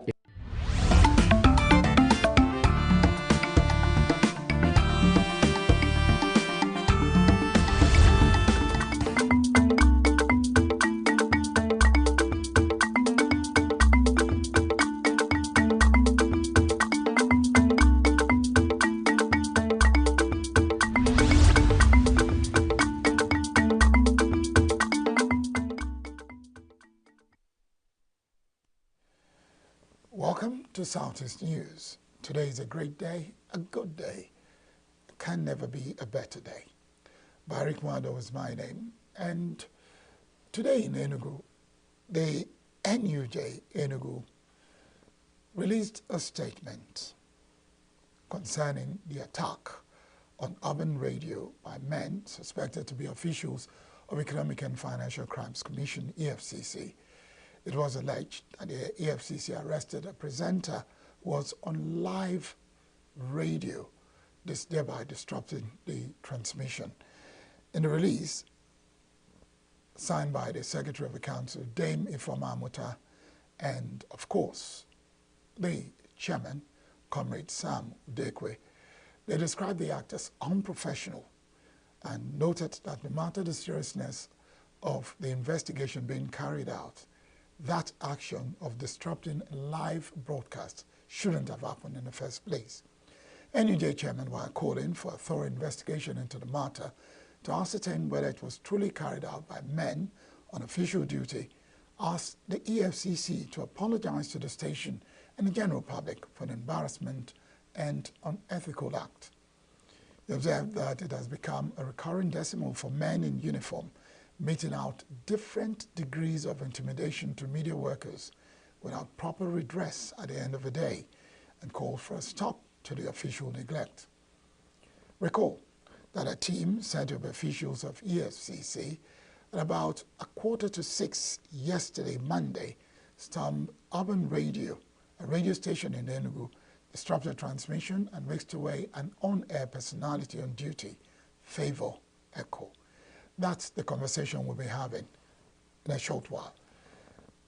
The ENUGU Electricity Distribution Company, EEDC, said that the power outages being experienced in the southeast zone was due to the General National Electricity System collapse. The head corporate communications of EEDC, Emeka Eze, made the disclosure in a statement in ENUGU on Monday.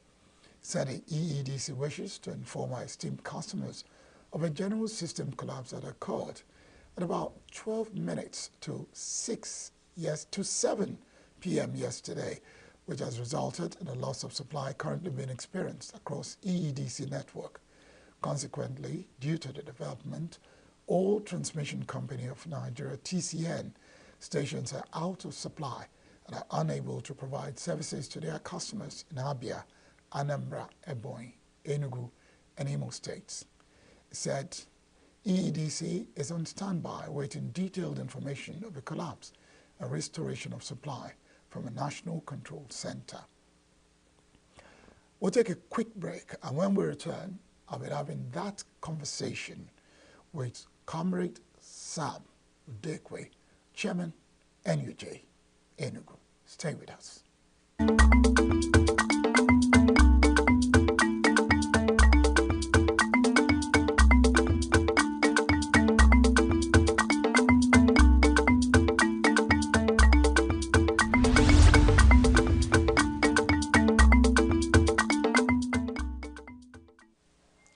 So we're here, and it's time for the conversation.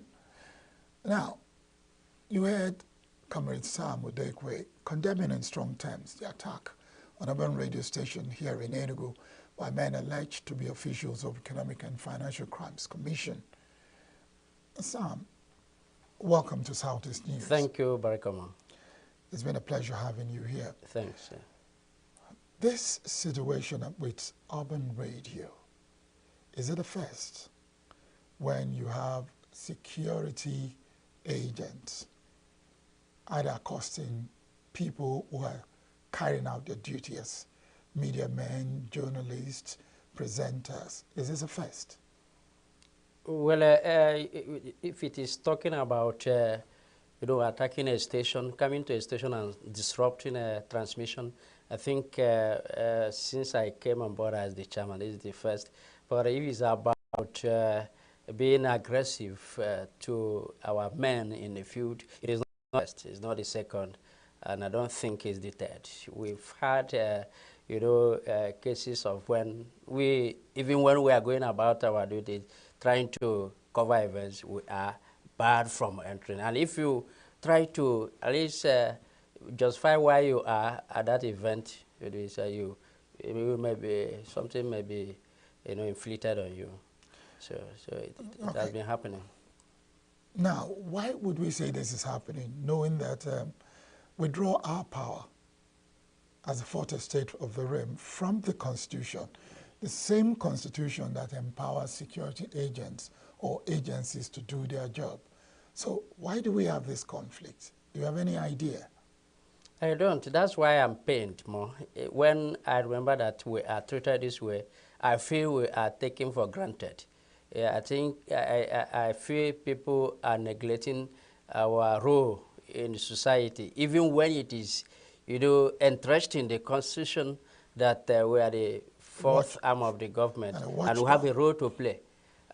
Mounting surveillance on the society, serving as the watchdog of the society, but when we want to carry out these duties, people take us for granted. Even people who are supposed to be subordinate to us when when the society is concerned, carrying out our duties, now, try to talk down on you and restrict you from what you are supposed to do.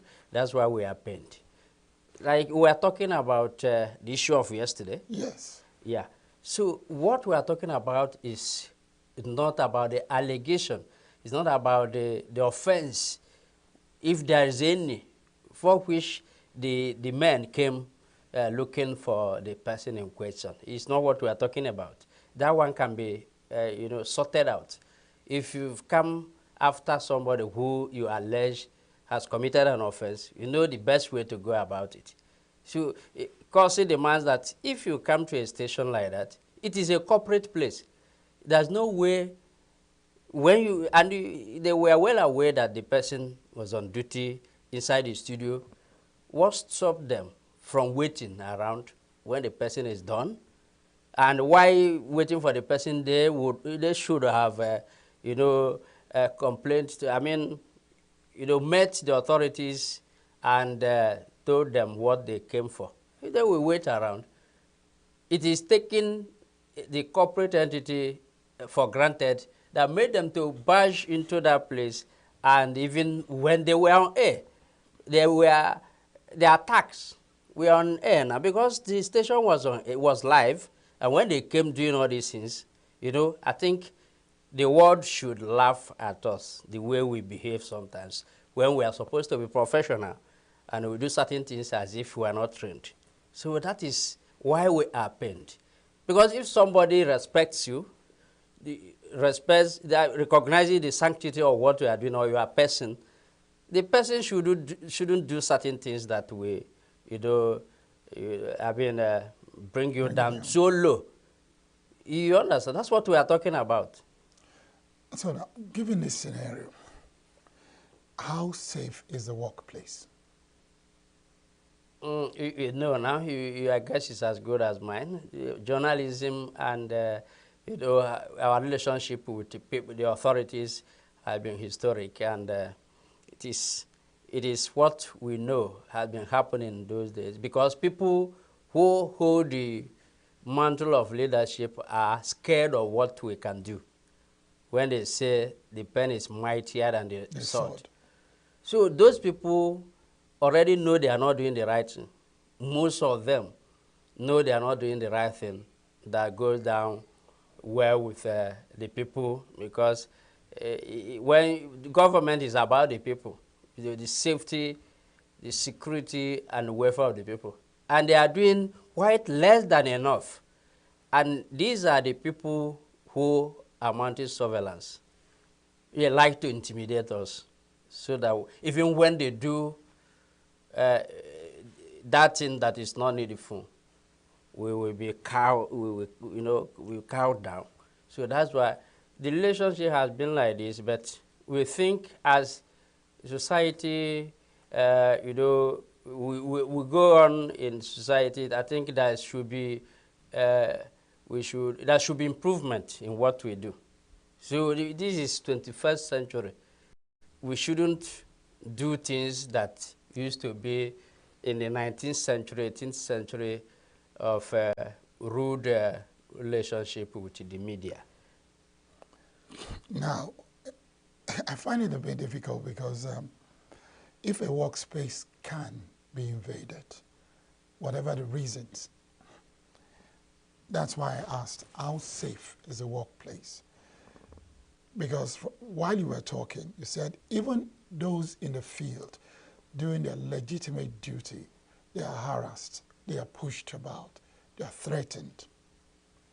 And you now get to the workplace where there should be some set rules of safety protecting you, and it's not safe. How do we navigate such? We are always at the mercy of what happens to us in the field, because even the authorities that are supposed to protect us are not there for us. They even look at us as rivals.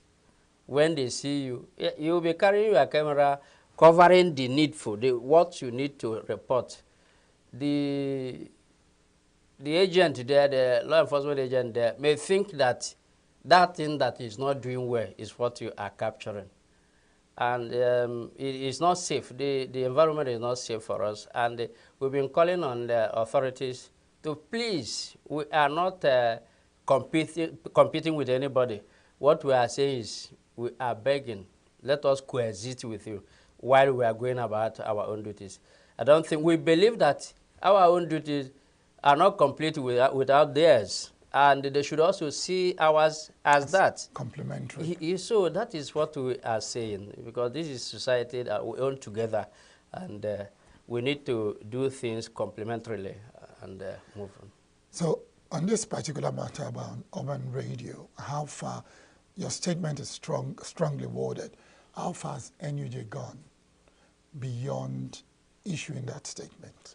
Well, we've not been able to speak with the EFCC, and so far it's good that just that yesterday, people that were arrested, that were confined, were released.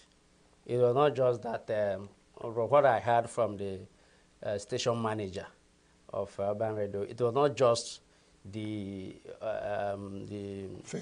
favor echo, what is it called, the ICT person, the one security person also. The 3 persons were arrested that yesterday, but they were also allowed to go. Okay. So that is so far the situation, and we don't know. I cannot tell you for sure what brought them to that place, looking for the favor echo. I cannot tell you for sure now, but you know, it has not been the basis of my condemnation of my basis was talking about the act. So we'll take a quick break. When we return, this conversation continues.